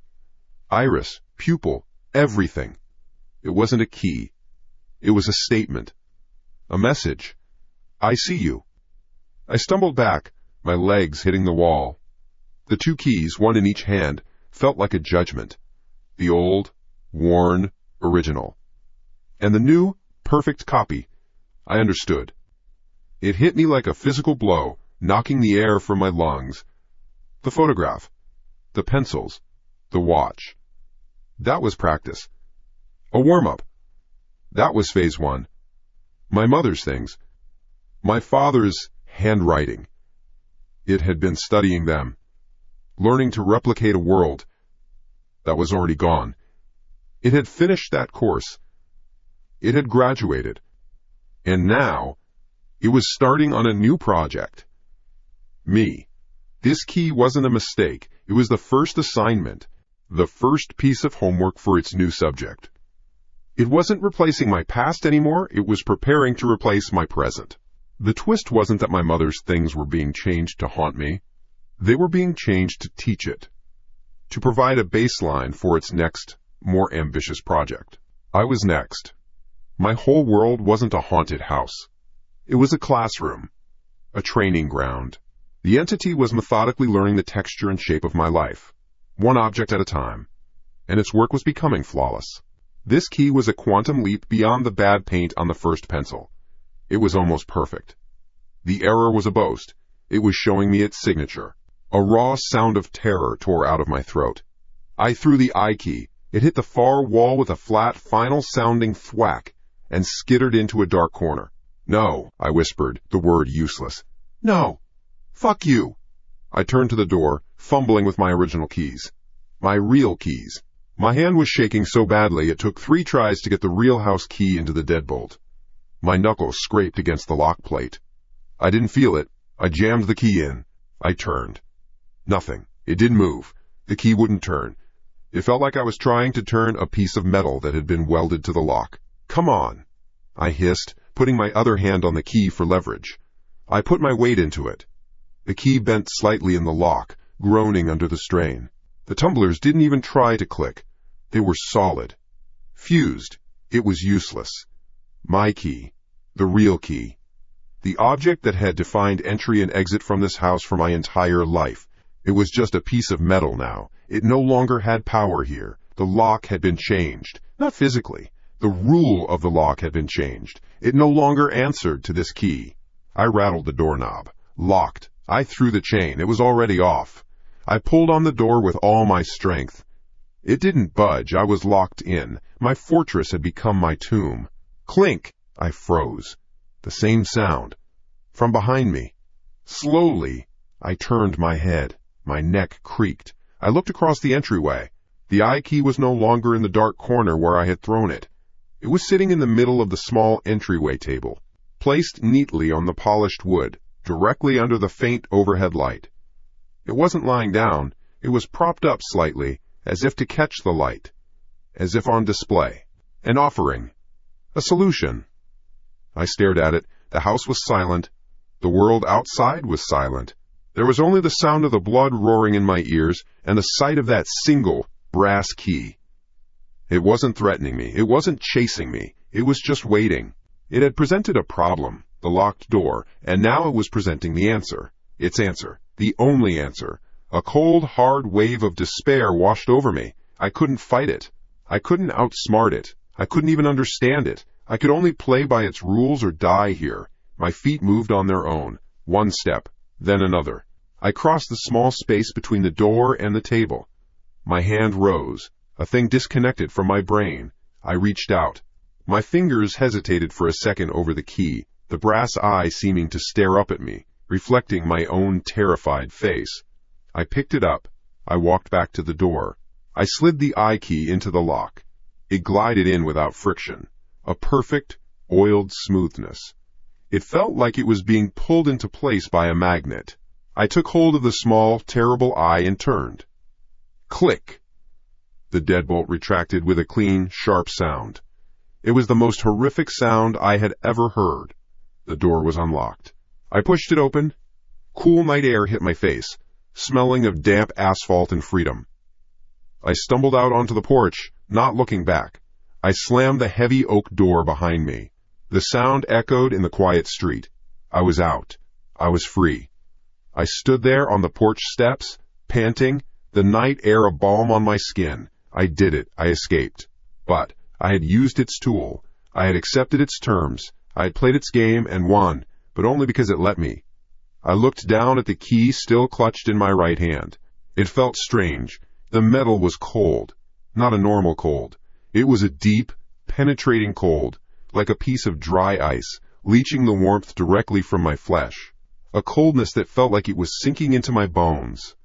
I had opened the door, but a different one had just closed behind me forever. I had escaped the house, but I had taken a piece of it with me. The key with the eye was a shard of ice in my palm. It was wrong. It had let me out, but it wasn't a tool of freedom. It was a token, a pass, a piece of the house that had come with me. I drove without a destination, the anonymous ribbon of the freeway a comfort. Headlights streamed past, each one a separate world, a separate life untouched by this thing. For an hour, I was just another car in the flow, Just another tired driver heading somewhere. The thought of going to a friend's house was a non-starter. What would I say? How could I explain? I couldn't risk leading it to them. I couldn't bear to see their familiar faces, their familiar homes, and start looking for the flaws, the subtle replacements that I knew would eventually appear. No, I had to be alone. I had to be insulated. I needed sterile ground. I saw the sign from the off-ramp, the Starlight Motel, vacancy TV. It was perfect. A place with no history for me. No memories for it to corrupt. No objects I cared about.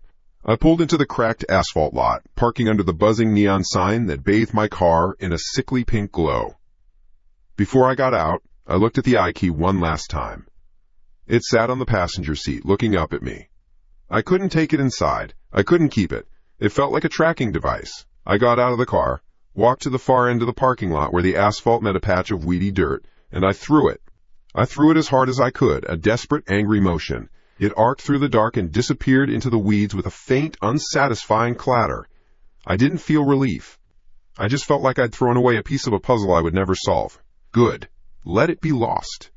The room smelled of bleach and old cigarettes. The bedspread was a faded floral pattern. The carpet was a nightmare of brown and orange stains, and a single fly buzzed lazily near the ceiling light. It was awful. It was perfect. A place completely devoid of soul. This was an airlock, a decontamination chamber between my old life and whatever came next. I locked the door, slid the chain across. The metal clinked, a normal sound. I went into the small bathroom. The fluorescent light above the mirror flickered on with a loud hum, casting a harsh, flat light on everything. I stared at the man in the mirror. He looked like shit. My face, but older, pale. Dark circles under my eyes, a 2-day stubble.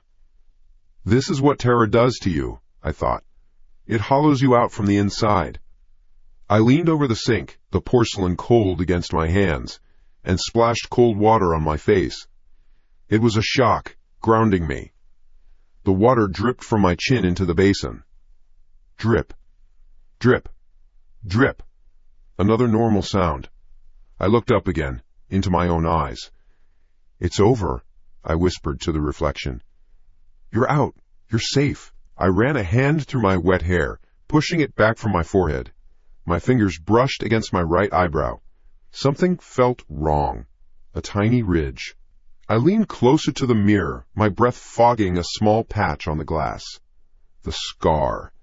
A small, white line that cut vertically through the hair of my eyebrow. I got it when I was 9. Fell off my bike, landed face first on a gravel driveway. It was always there, a faint silver mark, almost invisible unless you were looking for it. But it wasn't faint now. It looked fresh, not red or bloody, but defined. The edges were too sharp. The color was too pronounced against my skin, like a deliberately drawn line instead of a faded memory. No, I said, a little too loud in the small room. It's the light. This shitty, buzzing fluorescent light. It played tricks, made shadows where there were none. I stepped back from the mirror. I took a deep breath. I looked again. It was still there. Sharper, clearer, newer. It was a version of my scar, but it wasn't my scar. A cold dread, heavier and more profound than anything I felt in the house, began to seep into me. The house was one thing. Its power was over my parents' things, over the past. But this was me. This was now. My heart started a low, heavy thumping against my ribs. It's in your head, Alex. You're losing it. You're seeing things that aren't there because you're expecting to. I needed proof. I needed something real. My wallet. My ID. I lurched out of the bathroom, my hands shaking. I fumbled in my jeans pocket, pulling out my worn leather wallet. It felt real. The familiar weight of it. The worn crease where it bent. I ripped it open, my fingers scrambling past credit cards and old receipts. The clear plastic window. My driver's license. My face, 4 years younger, staring back at me with a dumb, neutral expression. I held it up, my thumb covering my name. I focused on the eyes, the face, the eyebrow. I walked back into the bathroom, my heart now a frantic drum. I stood in front of the mirror. I held the ID up next to my face. My hand was shaking so badly it was hard to focus. Picture, mirror, picture, mirror. In the picture, my face was younger, fuller. But the scar was exactly how I remembered it. A faint, silvery white whisper. A story that had happened a long time ago. In the mirror, my face was a mask of fear. And the scar was a statement. It was a fresh edit. A revision. A correction. The air left my lungs in a single, silent gasp. It wasn't just the scar. My brain, now primed for this horror, started to see more. A mole on my neck, one I'd had my whole life. In the mirror, it seemed a fraction of a millimeter to the left of where it should be. The part in my hair, I always parted it on the right. My reflections part was too perfect, too straight, like a doll's. It wasn't just replacing the objects anymore. It wasn't just studying my past. The key wasn't the first piece of its homework on me. It was the final exam on my parents. This was the homework. It was refining its template. It was practicing, on me, on the original. It was beta testing the replacement on the thing it was trying to replace. The sanctuary I had run to was a lie. There was no sterile ground. The contamination wasn't in the house. It was in my skin. I stumbled back, hitting the closed bathroom door. My breath came in short, sharp bursts. The room wasn't an airlock. It was a petri dish. And I was the culture. I stared at my reflection. It stared back, its expression a perfect mirror of my own panic. But was it? Was it really? An idea took root in the chaos of my mind. A test. I had to know. I stood up straight. I forced my breathing to slow. I focused on the face in the glass, that stranger wearing my skin. Slowly, deliberately, I raised my right hand. The reflection raised its right hand. A perfect mirror image. So its left hand. Correct. I kept my eyes locked on the reflection's eyes. I tried to empty my face of all expression. Let's see how good you are. Let's see you copy this. I winked my right eye. For an instant, a slice of time so thin it was almost imaginary. The reflection's face remained blank. I saw it. A flicker of absolute nothing. A void. Its eyes were two dark, placid pools. There was no thought behind them, no panic, no person. It was the look of a machine waiting for an input command. Then, a fraction of a second later, its left eye snapped shut in a perfect, mirrored wink. It was too late. I had seen the lag. The blood drained from my face. It wasn't a reflection. A reflection is instantaneous. A reflection doesn't have to think. This thing, this imposter wearing my face, had to process the data. It saw me wink, and it had to execute the command. Wink back. I felt a scream building in my chest, hot and raw. I swallowed it down. One more test. I forced the corners of my mouth to pull upwards. A smile. A trembling, terrified, fake smile. Again, the lag. The briefest moment of that dead-eyed, empty stare. A look of pure, computational vacancy. And then it smiled back. A perfect copy of my own fearful grin.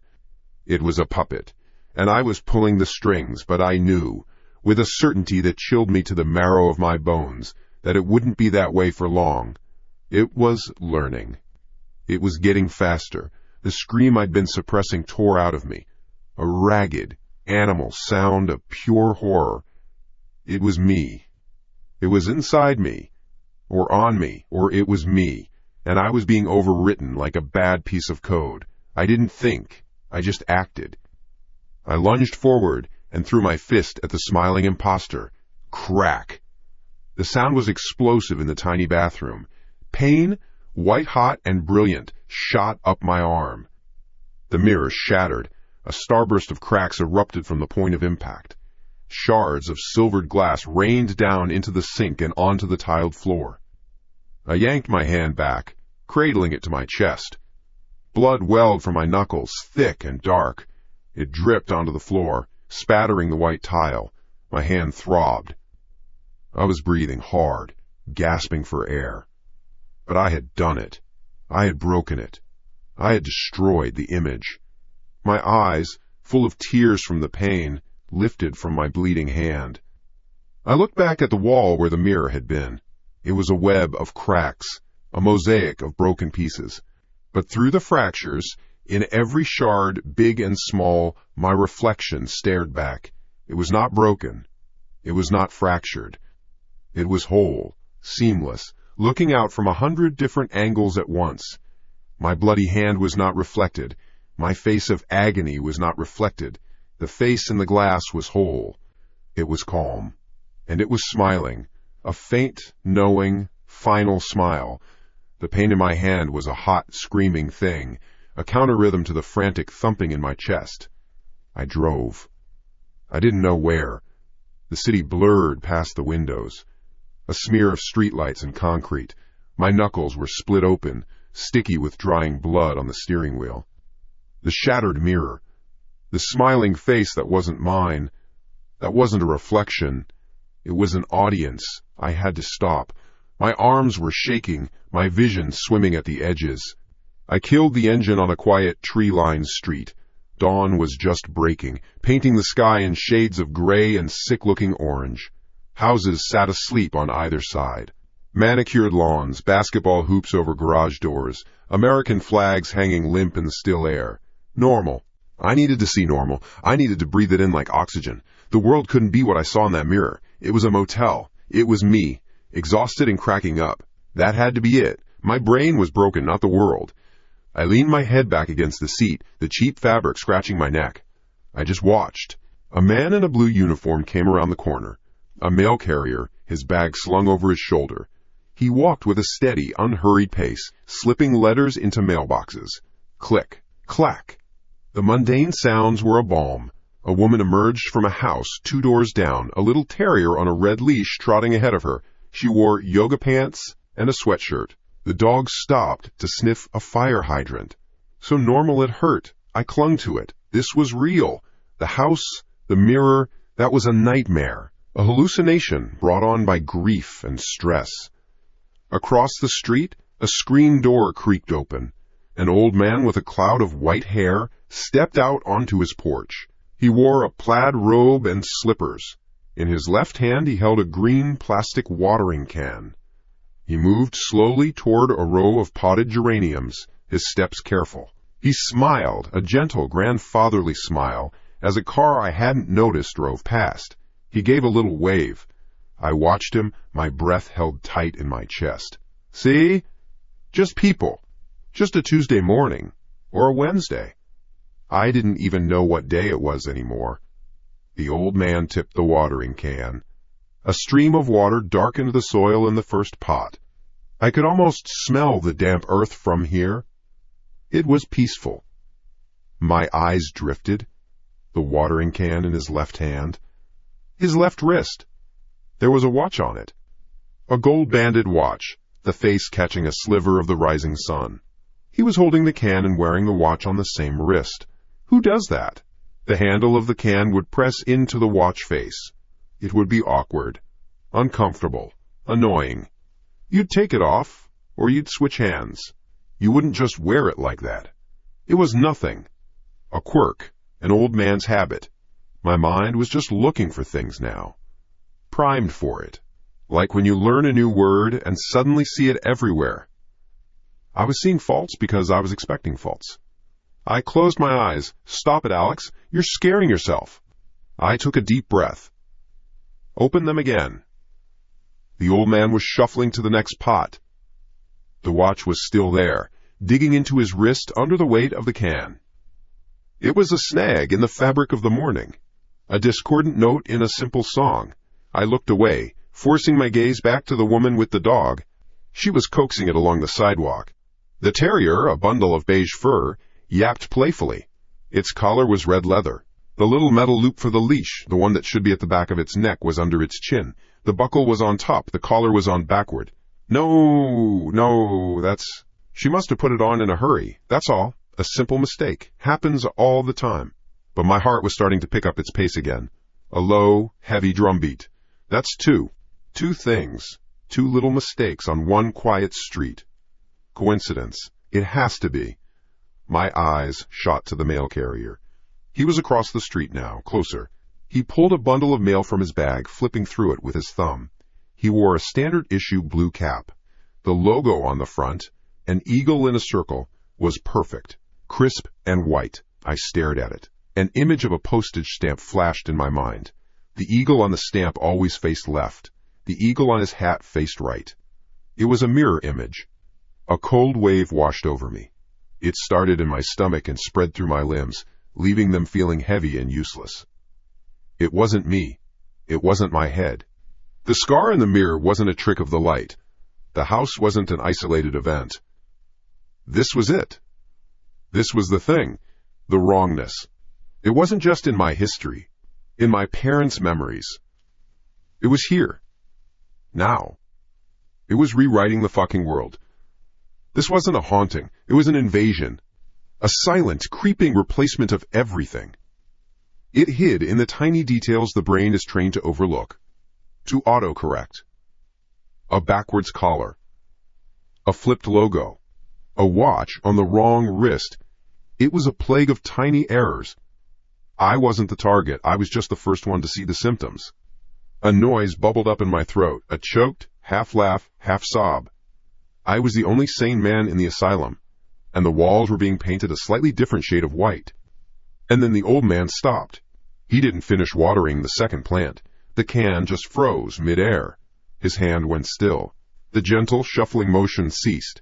For a moment, he just stood there, a statue in a plaid robe. Then, slowly, with a mechanical smoothness that made the hairs on my arms stand straight up, his head turned. It didn't turn like a person's. There was no subtle shift of the shoulders, no life in the movement. It was like a camera on a pivot. It rotated until it was pointed directly at my car. The smile was still on his face, the same gentle, grandfatherly smile, but it didn't reach his eyes. His eyes were dark. They were blank. They were like the eyes in the mirror. They were looking straight at me, through the tinted glass, through the 50 feet of morning air. He saw me. My blood turned to ice. My hand fumbled for the ignition. My fingers were clumsy, numb. The thing wearing the old man's skin lifted its free hand, the right one. It waved, a slow, deliberate, up and down motion. A puppet's wave. It was a greeting. It was a confirmation. Yes, we see you. The key. I jammed the key into the ignition. It scraped, missed the slot. My hand was shaking too hard. Come on! Come on! The smile on the old man's face didn't change. It stayed fixed, plastered on. A mask. I finally got the key in, twisted it. The engine roared to life, shattering the quiet street. I slammed the car into drive. My foot crushed the accelerator. The tires shrieked on the pavement as I tore away from the curb. I didn't look at him. I couldn't. I stared straight ahead, my knuckles white on the wheel, my bleeding hand forgotten. I had to get away. I had to. A flicker of movement in the rearview mirror. I couldn't help it. My eyes darted up. The old man was still there, standing by his flower pots. He hadn't moved. But he wasn't alone anymore. In the middle of the street, the woman with the dog and the mail carrier had stopped. They were standing side by side. The terrier sat calmly at the woman's feet. They weren't looking at each other. They weren't looking at anything down the street. All three of them were turned toward me, standing together, a silent, watching committee. And on their faces, all three of them, was the exact same faint, placid, knowing smile. Driving was just a reaction. A mindless instinct, like a roach scuttling from the light. My foot was a lead weight on the accelerator. The engine whined, a high, thin sound of protest. The smiling faces in the rearview mirror burned into my memory. A committee of the damned, standing in the middle of a quiet suburban street, wearing the skins of normal people. They weren't chasing me. They didn't have to. The sight of them was the wound, and now I was just bleeding out on the highway. It's everywhere. The thought wasn't a spark, it was a heavy, cold certainty that settled in my gut. It wasn't just Mom's house. It wasn't just a haunted roadside motel. It was the mail carrier, the dog walker, The old man with the watering can. How many more? The man in the toll booth I just passed. Did he blink one eye at a time? The woman in the Prius next to me. Was the mole on her cheek a millimeter to the left of where it was yesterday? Quo mala? I couldn't run. Where would I go? To another town? Another state? It would be there, waiting in the small details, hiding in plain sight. Running was a fool's game. Running was its game. It let you think you could escape. It wanted you to exhaust yourself, to drive yourself mad looking for the tiny seams in reality, until you were too tired to fight back when it finally came for you. My hands trembled on the steering wheel. The knuckles of my right hand were a mess of dried blood and raw, scraped skin from the motel mirror. The pain was a distant thing, a background noise. The real pain was the cold understanding that there was no away. There was only here. There was only the thing that was spreading like a cancer through the world. And a cancer has a source, a point of origin, a tumor from which the sickness spreads. My foot eased off the gas. The car slowed, drifting from the fast lane to the right. Horns blared behind me. I didn't care. My mind was suddenly clear, terribly, horribly clear. It started in my mother's house, with the book, with the photograph. That was the epicenter. That was the nest. It was strongest there. If I was going to die, I wouldn't die on some anonymous stretch of asphalt. If I was going to face this, I would face it at the source. I took the next exit. The car's GPS was still on, a calm female voice trying to guide me to a destination I hadn't set. I shut it off. I didn't need a map. My body knew the way. A soldier going back to the battlefield. I drove through the familiar streets, the morning sun now fully up, casting long shadows. It all looked the same. Normal. But I knew it wasn't. I was looking at a photograph of a life that was already over. I parked the car at the end of the street, a block away from the house. I killed the engine. The silence that followed was heavy, absolute. I just sat there, my hands gripping the wheel. My breath was shallow. My heart hammered against my ribs, a trapped bird wanting out. This was it. No more running. I opened the car door. The air that hit me was wrong. It should have smelled like cut grass and morning dew. Instead, it smelled metallic, sharp, like the air after a lightning strike, the smell of ozone. I started walking. Each step was a conscious effort. My feet crunched on the pavement. The sound, unnervingly loud in the quiet. From a distance, the house looked fine, but as I got closer, the wrongness began to bleed through. The lawn, which the gardener had mowed 3 days ago, was overgrown. Weeds with thick, ugly leaves choked the flower beds. The white paint on the porch railing, the one I had touched up myself last month, was peeling in long, curling strips, revealing dark, rotted wood beneath. The whole house looked tired, old, as if it had aged a decade in 2 days, as if the thing inside was feeding on it, draining the life out of the wood and the stone. My hand hesitated over the doorknob. It was cold, colder than it should be. I took a deep breath, the ozone scent stinging my nostrils, and turned it. The door swung open without a sound into the dim hallway. The air inside was thick, charged. The little hairs on my arms and the back of my neck stood on end. It was like walking into a powerful magnetic field. It hummed. The whole house hummed with a silent, invisible energy. I didn't bother with the living room or the kitchen. I knew what I was looking for wasn't there. I knew where the heart of this thing was. I walked straight up the stairs, my hand trailing on the banister. The wood was slick, coated in a thin, damp film. Each step creaked under my weight. The sound was swallowed by the oppressive hum. I reached the door to my mother's bedroom. It was slightly ajar. I pushed it open. The room was not my mother's bedroom anymore. It was a museum, a laboratory, an altar. The furniture was still there, the bed, the dresser, the nightstands, but it had been arranged with a bizarre, perfect symmetry that felt instantly alien. It was obsessively neat. In the center of the queen-sized bed, where her pillows and comforter should have been, was a collection, a hoard. My eyes jumped from one object to another, my brain struggling to process the scene. There were books, dozens of them, all copies of The Alchemist. They were fanned out in a perfect semicircle. I picked one up. The cover felt waxy. The title was perfect, the author's name was perfect, but the small dedication I'd written inside for her birthday was wrong. Instead of "To Mom, my guiding star," it read, "For Mother, my pointing star." I dropped it. It landed with a soft, dead thud. Beside the books was a pile of buttons, hundreds of them, all the same shade of pearly white as the ones from her favorite cardigan, but they were all slightly too large or slightly too thick, a collection of failures. Next to them, a cascade of keys, copies of the old house keys she kept on her nightstand. I picked one up.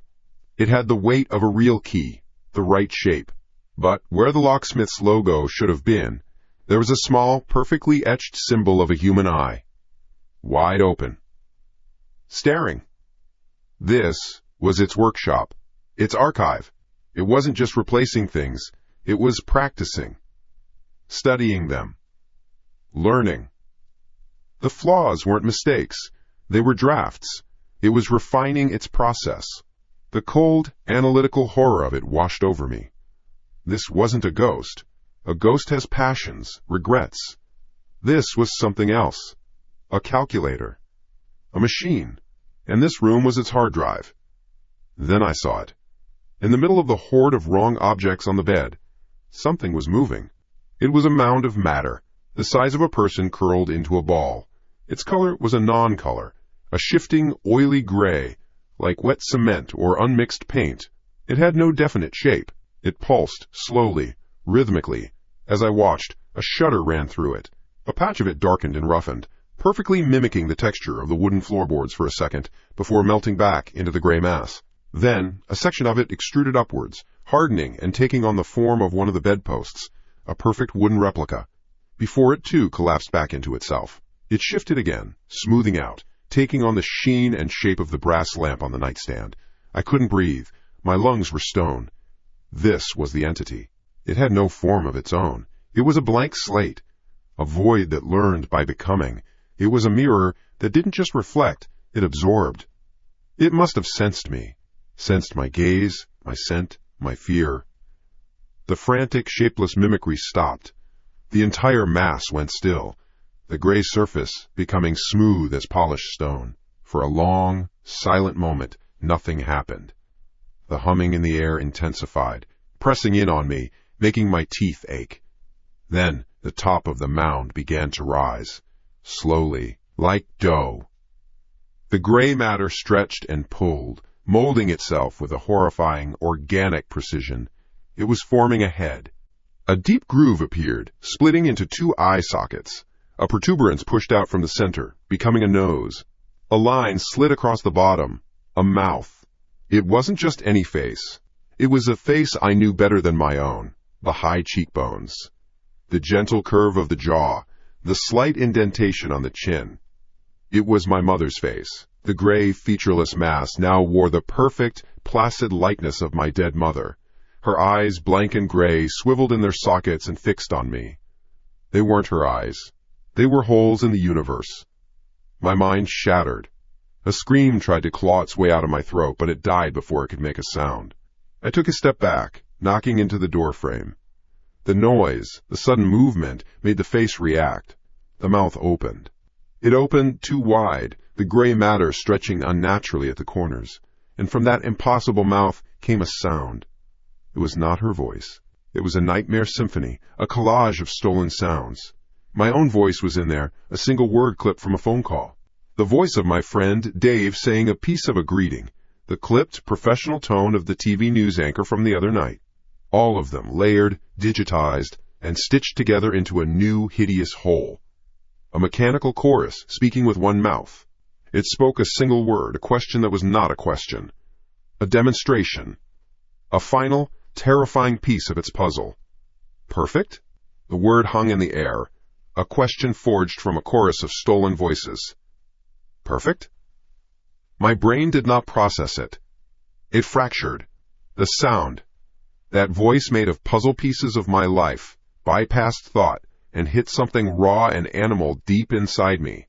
The scream that was caught in my throat moments ago was forgotten. There was no room for fear now. Fear is for things you think you might be able to escape. This was not something to escape. This was something to erase. A tidal wave of white-hot rage washed over me.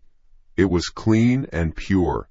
a fury so total it felt like clarity.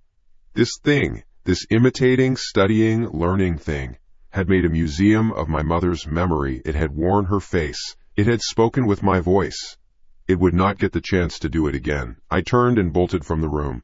I didn't run like a man escaping danger. I ran like a man on an errand. A final, holy errand. My feet hammered down the stairs, taking them two at a time. The slick film on the banister felt like a fever dream now, unimportant. Downstairs, the humming energy of the house felt weaker, or maybe my own rage was an engine that drowned it out. The living room was a blur. The kitchen. Where? What? Fire. The thought was a single, perfect word. Not like its word. Mine. Pure and simple. Fire. I wrenched open the back door to the small utility closet that led to the garage. The smell of oil and old things hit me. Cans of paint, old gardening tools, a stack of newspapers for recycling.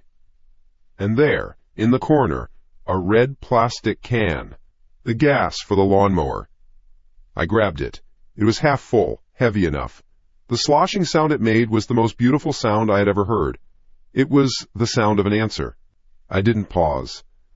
I turned, the can banging against my leg, and headed back into the heart of it, back up the stairs. The house was still. The humming had lessened. Or maybe it was just waiting. Each step up was a drum beat. Left foot, right foot, vengeance. My knuckles, bloody and scraped from the motel mirror, ached with every flex of my hand around the can's handle. The pain felt good. It felt real. I reached the top of the stairs. The door to her bedroom, its bedroom, was still open. I stepped onto the landing, my heart a cold, hard stone in my chest. It was waiting for me. The thing on the bed was no longer a formless mound wearing my mother's face. Now it was my mother, a perfect, life-sized replica. It sat upright, hands folded neatly in its lap, on the edge of the bed. It was wearing her blue Sunday dress, the one with the little white flowers. Its form was absolute, solid, no shifting, no uncertainty. The gray was gone. It had her posture, her hair, with that one stray curl that always fell over her right temple. It had her eyes, and they were looking right at me. They were not holes anymore. They were her eyes, blue, clear, and utterly, completely empty of life. It watched me, the gas can a red flag in my hand. It didn't move. It didn't speak. It just watched. Its silence was a new kind of violation. It was an analytical silence. It was studying my reaction. It was learning from my rage. Another data point for its obscene collection. My breath hitched. For a second, a horrible, traitorous second, my resolve wavered. It was her. The image was so flawless, so complete, that the act one was about to commit felt like a real murder, a matricide. Its stillness was its shield. It was using my own love, my own memory, as a weapon against me. "No," I whispered. The sound was thin in the charged air. I twisted the cap off the gas can. The fumes hit me, sharp and chemical, clearing my head. It smelled like reality. It smelled like an ending. I started at the door, sloshing the gasoline in a wide arc across the carpet. I soaked the floor, the walls. The liquid splashed onto the neat piles of its failures, the books, the keys, the buttons. I moved deeper into the room, a priest performing a reverse baptism. The thing on the bed did not flinch. It sat there, a statue of my mom, as the gasoline rained down around it, splashing onto the hem of its perfect blue dress. The fabric darkened as it soaked up the fuel, but the thing itself remained impassive. My hand trembled, not from fear, but from the sheer wrongness of it all. Dousing the image of my own mother in gasoline, my gut churned. It knew this would hurt me. I emptied the can, tossing the red plastic container onto the sodden pile of books on the bed. It clattered beside the thing's feet. It didn't look down. Its serene, dead eyes stayed locked on mine. I backed out of the room, my shoes squelching on the soaked carpet. I stood on the landing, fumbling in my pocket. My fingers closed around the cold, metal rectangle of the Zippo I always carried. I flicked it open. The small flame sprang to life, a tiny, defiant star in the gloom. Its head tilted, just a fraction of an inch, a gesture of curiosity. "You are not my mother," I screamed, the words ripping from my throat, raw and broken. I threw the lighter. It tumbled end over end through the air, a tiny comet of brass and fire. It landed on the bed. The world erupted in a soft whoosh that instantly became a roar. The fumes ignited in a wave of heat and light that pushed me back a step. Flames shot up the walls, consuming the gasoline-drenched room in a heartbeat. The fire was not a normal color. It wasn't orange and yellow. It burned with a sickly chemical green and blue light, like burning magnesium. It devoured the horde of copied objects, melting them not into ash, but into bubbling, foul-smelling slag. The fire engulfed the thing on the bed. The perfect copy of my mother was wreathed in green flame. Her dress vanished. Her hair burned away in a flash. For a moment, the perfect face looked at me through the fire, its expression unchanged. Then, it began to collapse. It didn't scream like a person. It didn't thrash. The form simply lost its integrity. The face melted, the features running down like hot wax.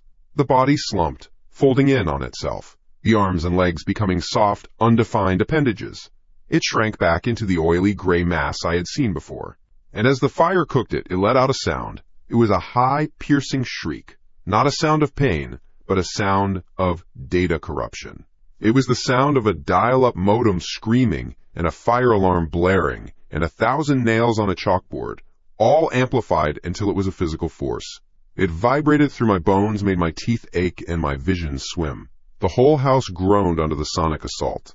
I stumbled back, hands over my ears, watching the great fire I had made. It was working. I was killing it. I was burning out the nest. The green flames licked higher, reaching the wall behind the bed where the headboard had been. The intense heat caused the wallpaper to blacken and peel away in big, curling strips. The plaster beneath it cracked, spiderwebbing out from the center of the heat. Then chunks of plaster began to fall away. I expected to see wooden studs. Brick. The bones of an old house. That's not what I saw. Beneath the plaster and the lath there was no wood, no brick. There was a surface. It was dead black. A black so deep it seemed to drink the roaring green light of the fire and give nothing back. It was smooth, glossy like obsidian, but it held no reflection. It wasn't flat. The geometry of it was wrong, subtly curved in a way that made my head hurt to look at. It felt like I was looking at the inside of something. Something vast. The fire had not burned a hole in the wall. It had peeled back the skin. This house wasn't a house. It was a disguise, a shell. We hadn't been living in a home built of wood and nails. We had been living inside of it. The wall was not a wall. It was its flesh. The shriek from the fire died, but the vibration remained, a ghost note thrumming deep in my chest. My eyes were locked on the impossible sight behind the flames, that black, curved surface, that void in the shape of a wall. It was not wood and plaster, it was flesh. The house was the creature was the house. There was no thought, no plan, just a single, primal command that screamed from the base of my skull. Get out! My legs obeyed before my brain caught up. I scrambled backward, tripping over my own feet, away from the roaring, green-lit doorway. The heat was a living thing, pushing against my skin. The sonic humming was gone, replaced by the roar and crackle of a fire that felt hungry and alive. I turned and fell down the stairs more than I ran, my hands slapping against the wall to keep my balance. The banister, the photos on the wall, the welcome mat by the door. They weren't objects anymore. They were parts of it. Organs. I was a virus running through a sick body. I slammed into the front door, fumbling with the lock, my bloody knuckles smeared across the wood. The metal was cool. Real. I twisted the knob and burst out into the night. The cold air was a shock, a slap in the face. It smelled of cut grass and damp earth. I gasped it in, my lungs burning. I didn't stop. I ran across the lawn, the wet grass soaking through my socks and shoes. I didn't look back until I reached the sidewalk, my chest heaving. The entire second floor of my mother's house was an inferno. The unnatural green-blue flames licked out of the bedroom window, impossibly bright against the dark sky. The fire was spreading. The roof was catching. The thing was burning. I was killing it. A distant siren wailed. A single mournful cry that was quickly joined by another, and then another. They were getting closer. I stumbled further down the street, putting distance between me and that burning shell. Neighbors were starting to come out, silhouettes in doorways, faces at windows. They pointed. They whispered. I just kept walking until I could hide in the shadows of a large oak tree 2 houses down. Relief. That's what I thought I felt. A thin, shaky relief that washed over me like cold water. It was over. I had seen its true form. I had set it on fire. It was a monster, and I had fought it, and won. The wail of the sirens grew into a roar as the first fire truck, huge and red and solid, turned onto our street. Its lights strobed across the houses, painting everything in flashes of red and white. It felt like the cavalry arriving, real-world help for a real-world problem, a fire. I watched as the firefighters, clad in their heavy gear, moved with practiced efficiency. Hoses were unrolled. Water cannons roared to life, blasting thick streams against the blazing structure. The green flames hissed and fought back, but the sheer volume of water began to win. Steam billowed into the night sky, thick and white, smelling of ash and something else. Something foul and chemical that the water couldn't wash away. I stayed in the shadows, my heart rate slowly returning to something less than a full-on sprint. I was just another concerned neighbor watching a tragedy.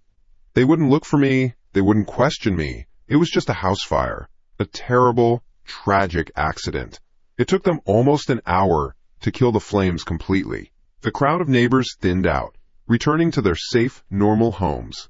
Eventually, it was just the blinking lights of the emergency vehicles and the dripping, steaming skeleton of what was once my childhood home. The roof had collapsed inward. The second floor was a blackened cage of charred timbers, open to the sky. My fragile relief was gone. In its place, a cold, hard need took root. I had to be sure. I had to see the body. I waited until the main pumper truck pulled away, and only a single utility vehicle remained, its light bar casting lazy, rotating beams across the scene. The firefighters were gone. The street was quiet except for the drip, drip, drip of water from the scorched eaves. I slipped out from behind the tree. My shoes squelched on the wet pavement. I walked back toward my house. No, not my house. Toward the ruin. I pulled out my phone. The screen was cracked, but the flashlight still worked. I switched it on, a thin, white beam cutting through the darkness. The front door was gone, just a gaping black hole. I stepped over the threshold, my light dancing over piles of wet black debris. The inside was a nightmare of destruction. Water and soot covered everything. The living room was a swamp. The kitchen was a wreck. But the fire had been mostly contained upstairs, in its room. I went to the stairs. They were slick with water and ash. I took them one at a time, my hand on the charred wall for support. Each step was a groan of tortured wood. I reached the landing. The bedroom door was gone. The room was annihilated. The flashlight beam swept across the scene. The bed was a twisted metal frame. The dresser was a lump of charcoal. The walls were black. The ceiling was gone, revealing the night sky and a few lonely stars. It was a tomb. A burnt-out, waterlogged tomb. My light played over the center of the room, where the thing on the bed had been. And my heart stopped. The beam landed on something. Amidst the wet, black ash and the twisted metal, there was a patch that was untouched, perfectly clean. And in the center of that clean patch sat a small, gray sphere. It was no bigger than a baseball. Its surface was smooth, matte gray, and completely dry. The ash around it formed a perfect circle, as if repelled by an invisible field. Nothing had touched it. Not the fire, not the water, nothing. I took a step closer, my light trembling in my hand. The sphere was humming, a low, soft thrum, so quiet I felt it in my teeth more than I heard it with my ears. And it was pulsating, a slow, steady, rhythmic pulse. A beat, like a heart. I didn't kill it. The realization hit me like a physical blow. I didn't kill it. I just burned its camouflage. The house, my mother's face, The objects, that was all a shell, a skin it had shed. And this was the heart, the seed. I had only made it angry. I'd only forced it to retreat to its core. As I stared, a new light began to bloom from within the sphere, a soft, internal glow. The humming grew louder, the pitch rising. It was the sound of a machine waking up. My phone flickered. The flashlight beam stuttered, died, then came back at half strength. It flickered again. Then it went out completely, plunging me into near total darkness. My thumb jabbed at the screen. Nothing. The phone was dead. Panic, cold and sharp, stabbed into my gut. The only light now was the growing glow from the gray sphere on the floor. It cast long, dancing shadows around the ruined room. Then, down the street, a streetlight popped and went dark. Then another. The rhythmic strobing from the fire department vehicle outside faltered. The red and white lights froze for a second, then went black. The engine sputtered and died. The silence was absolute. The dripping had stopped. The night was dead. The sphere was drinking the electricity from the air. It was feeding. It was recharging. I started backing away, slowly, one step at a time. The sphere's light intensified, bathing the room in its cold, gray luminescence. It began to change. The smooth surface rippled. It stopped being a sphere. It stretched, pushing itself up from the ashes. It was like watching a film of a sculpture being made, but in reverse. It wasn't being carved from a block. It was growing from a point. It swelled, lengthened. Two appendages pushed out from the bottom, solidifying into legs, feet. A torso rose up, broad and defined. It grew arms, hands, fingers, a neck, a head. I couldn't move. I couldn't breathe. I was a statue of pure terror. Watching it create itself from nothing, it was sculpting itself, using a template. My template. It took on the shape of my worn blue jeans, the scuffed-up boots I was wearing. It formed a copy of my gray t-shirt, complete with a tiny hole near the collar I'd never bothered to fix. It grew my hair, the same unruly cowlick over the right temple. It created my face, my eyes, my nose, the small scar above my left eyebrow from a childhood fall. In less than a minute, it was done. Standing in the center of the ruined room, glowing softly in the dark, was me. A perfect copy. It stood there for a moment, motionless. Then it blinked. It tilted its head, the same way I do when I'm thinking. It looked down at its hands, flexing the fingers.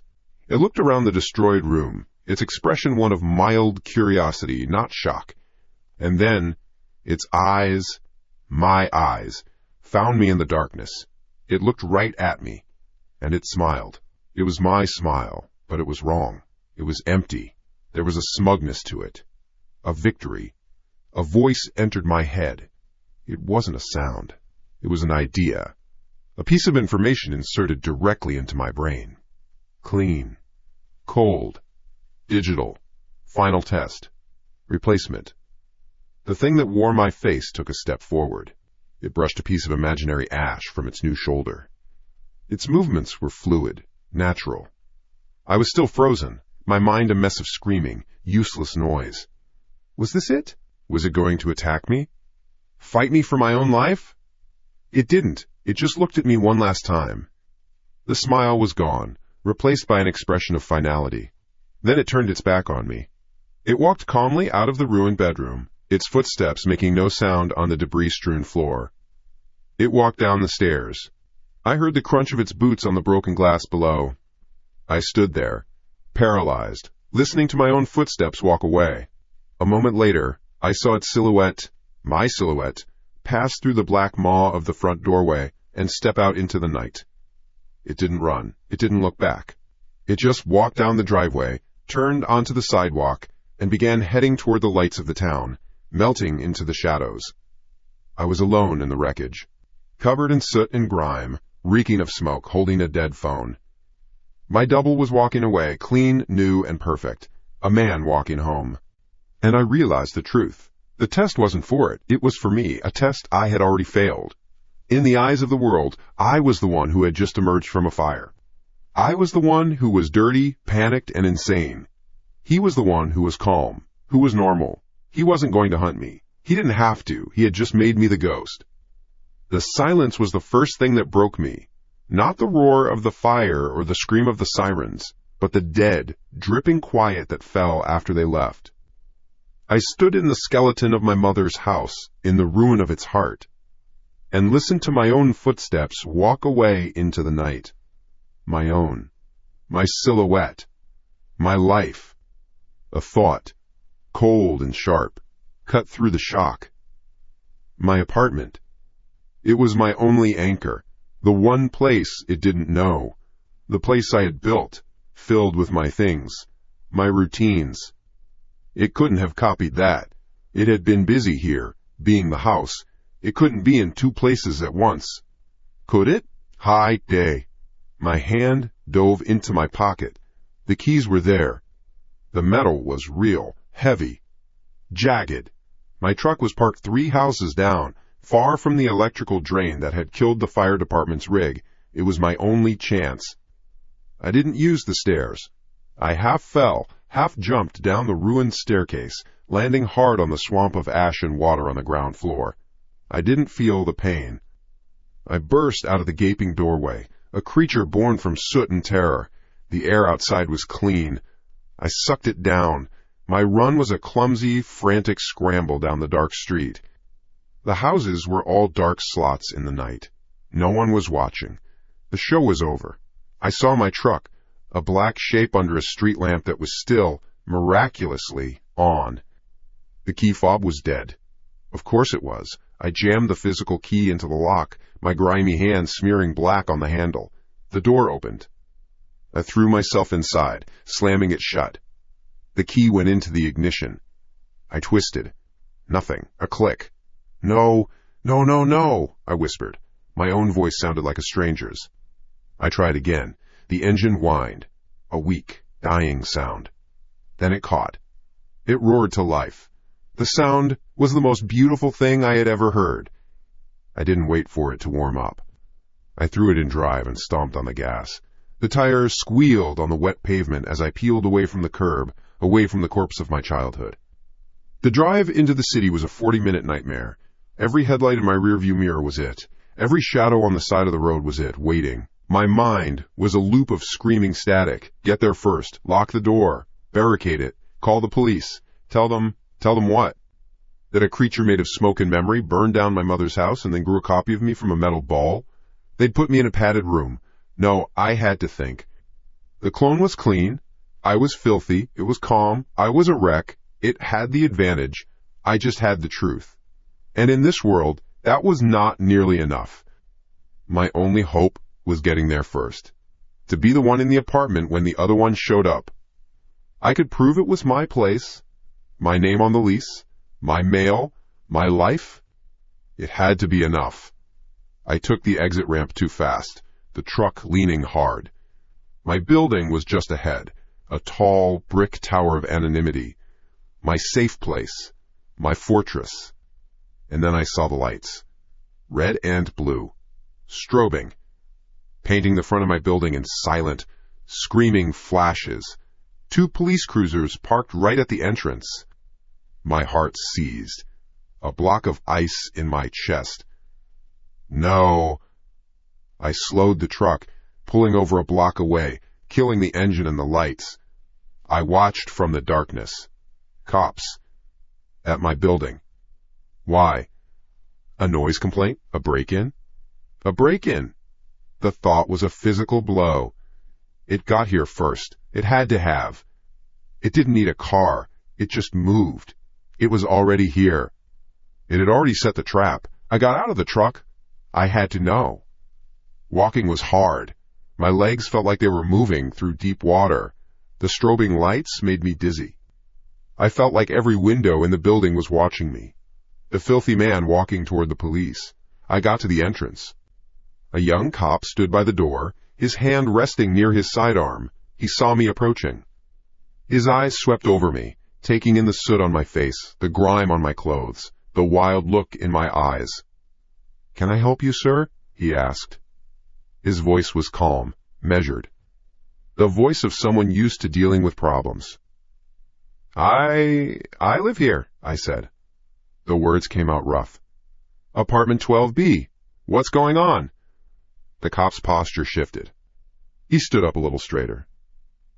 You're the resident of 12B? Alex Parker? Yes, that's me. A flicker of hope. He recognized the name. We received a call, Mr. Parker.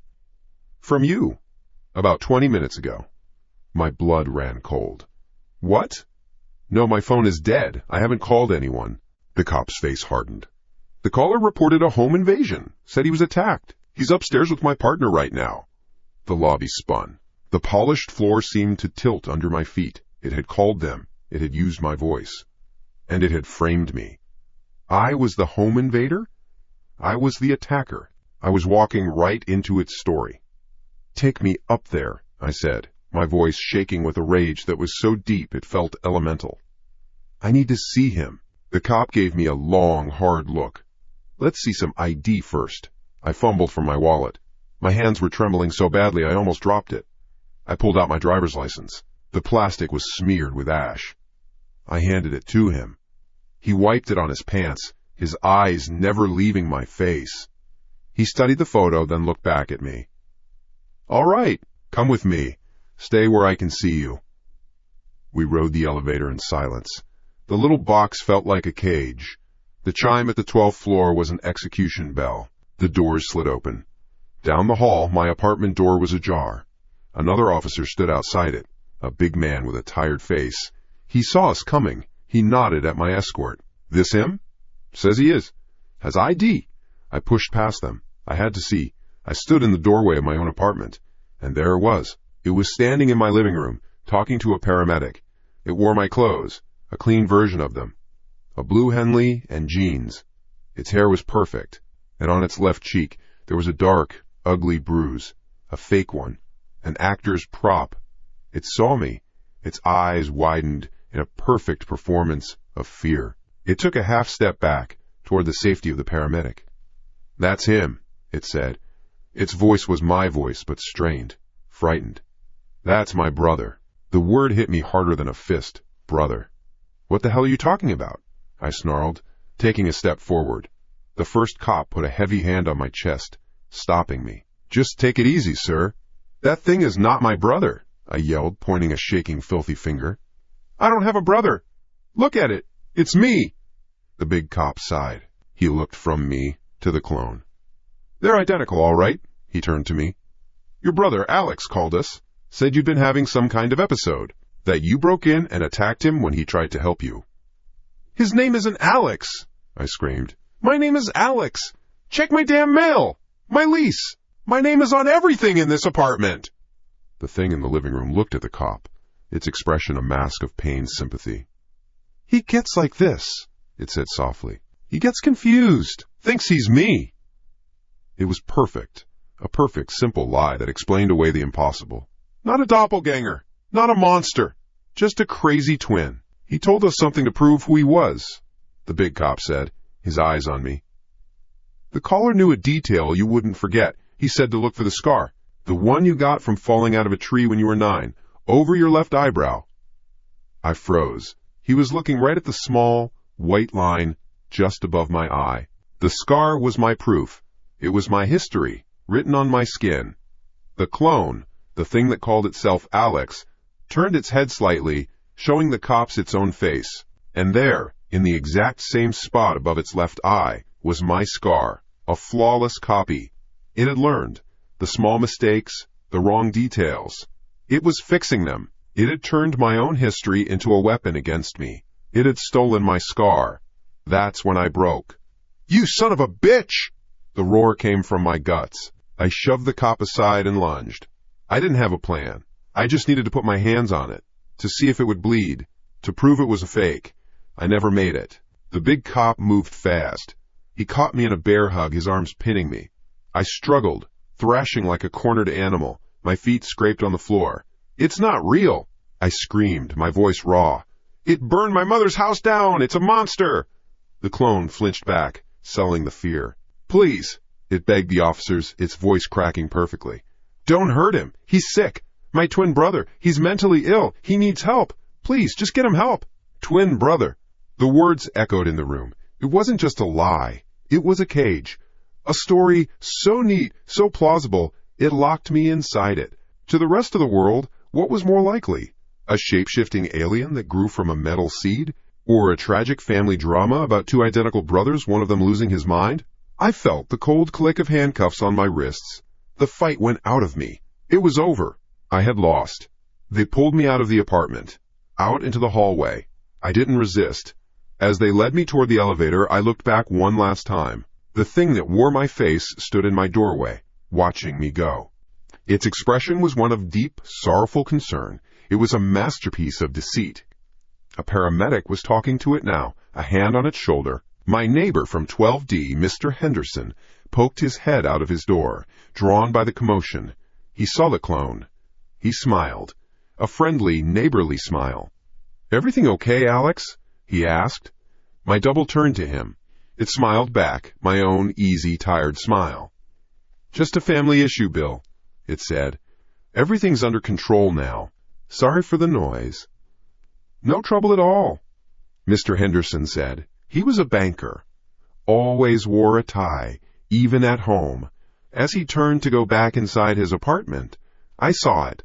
The last detail. The knot of Mr. Henderson's tie. It was perfect. A perfect Windsor knot. But the wide end was tucked behind the narrow end. It was tied backward. A mirror image. An impossible mistake for a man who had tied a tie every day for 40 years. He was one of them too. A cold wave washed over me, so vast and deep it erased everything else. This wasn't about me. It wasn't about my apartment or my mother's house. I wasn't the target. I was just the one who noticed. It wasn't a replacement. It was an invasion. A quiet, patient, perfect invasion. And I was the only one who could see it. The room was white. A white table, 2 white chairs, white walls. There was no window, just a large, dark pane of glass that drank the light. A mirror. I knew what it was. I sat. My hands were on the table. No cuffs. They took them off an hour ago. Or maybe 2. Time was a thick, slow-moving fluid. My body ached. The fight was gone. I was just a collection of bruises and soot-stained skin in a bright white box. I didn't try to explain anymore. The words were pointless. They had a story that made sense. A family tragedy. A psychotic break. It fit neatly into their world. My story didn't. A television was bolted high in a corner of the room, shielded by thick plastic. It was on. The sound was low, muted. A woman with blonde hair was reading the news. Her voice was a soft drone, another layer of the room's white noise. I stared at the metal table, the scratches in the surface. I traced one with my finger. Deep. Someone else had been here. Someone else had been scared. I didn't want to look up. I didn't want to see the world outside this box. The world I saw last, the one with Mr. Henderson and his backward tie, was not the world I knew. It was a copy. A bad one. And I was the only one who seemed to notice the printing error. Looking away from it felt safer. Staring at the table. At my own dirty hands. That was real. But the silence stretched. The only sound was the woman's voice from the TV. It pushed its way in. I looked up. The news anchor. She was talking about a fire. A chemical spill on the highway. Her face was serious. Professional. Her makeup was perfect. Her blonde hair was perfect. She was a perfect news anchor. I almost looked away, back to the safety of the scratches on the table. Then I saw it. A glint. A tiny spark of light from her left ear. A diamond stud. Small. Elegant. My eyes moved to her right ear. A pearl. Smooth, white, round. The world stopped. The drone of her voice faded. All I could see were the earrings. One diamond. One pearl. They were not a set. They were not a fashion statement. They were a mistake. A tiny, screaming mistake on live television, broadcast to millions. And no one noticed. The cameraman didn't see it. The director in the control room didn't see it. Her co-anchor sitting right next to her didn't see it. My blood went cold. A feeling like falling. It wasn't just my house. It wasn't just my neighbor. It was here. On the news. It was in the world. How many of them were there? Was she one? Was her co-anchor? Was the man she would go home to? My breath hitched. This wasn't a replacement. It was a plague. I wasn't being haunted. I was a survivor in a world that had already died and been replaced by a cheap knockoff. The door to the White Room opened. I flinched. A man in scrubs came in. He didn't look at me. He carried a small paper cup of water. He walked to the table and set it down. A little circle of condensation immediately formed on the steel. "Drink," he said. His voice was flat, empty. My eyes were wide. I wasn't looking at his face. I was looking at his sleeve, the cuff of his white uniform. There were 2 buttons. Both were white plastic. But one was a bright, clean white. The other was a duller, almost cream-colored white. Like they came from 2 different shirts. 2 different sources. 2 almost identical things that were not the same. I didn't touch the water. He stood there for a moment. He didn't seem to care if I drank it or not. He turned and left, closing the door behind him. The lock clicked. It was a heavy, final sound. I looked at the door. Through the little window of wire-reinforced glass, I could see the guard. He was standing with his back to me, looking down the hall, a broad, solid shape in a blue uniform. I saw the name tag on his back, stitched above his belt, dark blue thread on a lighter blue patch, Davies. The letters were all caps, D-A-V-I-E-S, but the S was wrong. It was tilted, just a degree or 2, not part of the font, just crooked. A thread pulled too tight, a flaw in the weave. My heart hammered against my ribs. A wild bird trapped in a cage. The white walls were not walls.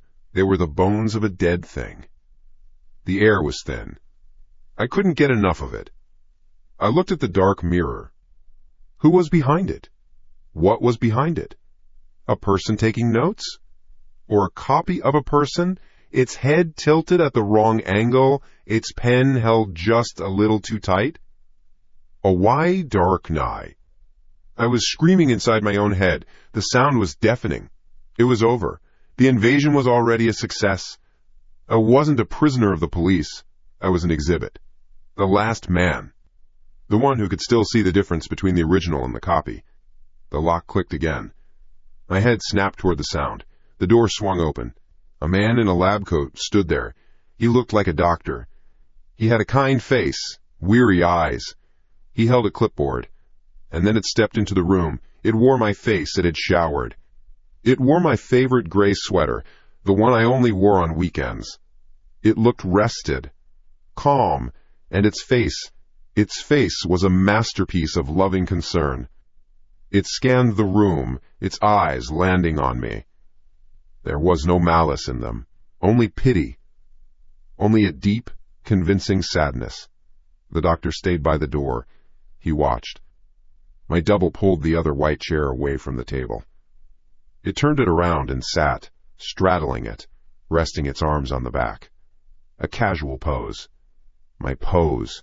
It leaned forward. The space between us felt electric. "Alex," it said.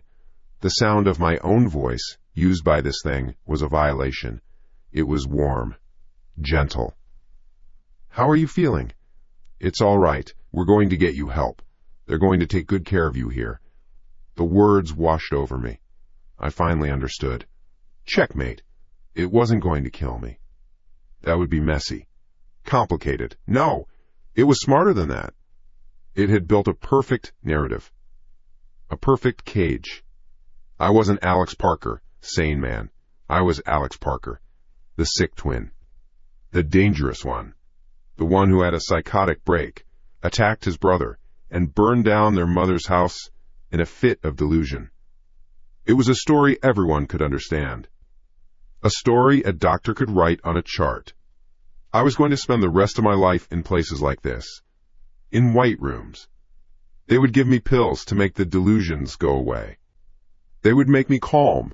They would make me forget the backward ties and the mismatched earrings and the crooked letters. And it would live my life. It would be the good brother. The survivor. The one who patiently visited his sick twin every Sunday. The winner wasn't the one who fought. The winner was the one who fit. I looked at it. At the perfect copy of my scar, above its left eye, at the gentle, caring curve of its lips, at the flawless performance of brotherhood. I had nothing left. No weapons. No words they would believe. No escape. I stared into its eyes, my eyes, and I did the only thing I had left to do. Slowly, deliberately, I winked my right eye. For a microsecond, the mask of concern on its face faltered. A brief flicker of, what, confusion? Its programming, its core instinct to imitate, to blend, to be me, kicked in. It winked its right eye back at me, a perfect, reflexive mirror image. I didn't open mine. I held it shut, staring at it with my left eye only. A focused, one-eyed glare. The clone was caught. Trapped in its own mimicry. It sat there, across the steel table, holding the wink. Its face was a bizarre portrait of its programming, fighting itself. The concerned expression was still there, but now it was frozen in a one-eyed wink it didn't understand. It didn't know why it was doing it. It couldn't stop. A bug in the system. A command it had to obey, but couldn't process. The doctor by the door shifted his weight, his own face now a mask of confusion. In the cold, sterile silence of that perfect white room, I felt the corner of my mouth pull up into a smile. A real one. It was a pathetic victory, a meaningless gesture. It changed nothing. I was still the crazy one. The world was still gone. But I made it glitch. I found the seam. And in a world of flawless copies, that tiny, useless flicker of rebellion was the only thing left that was truly mine.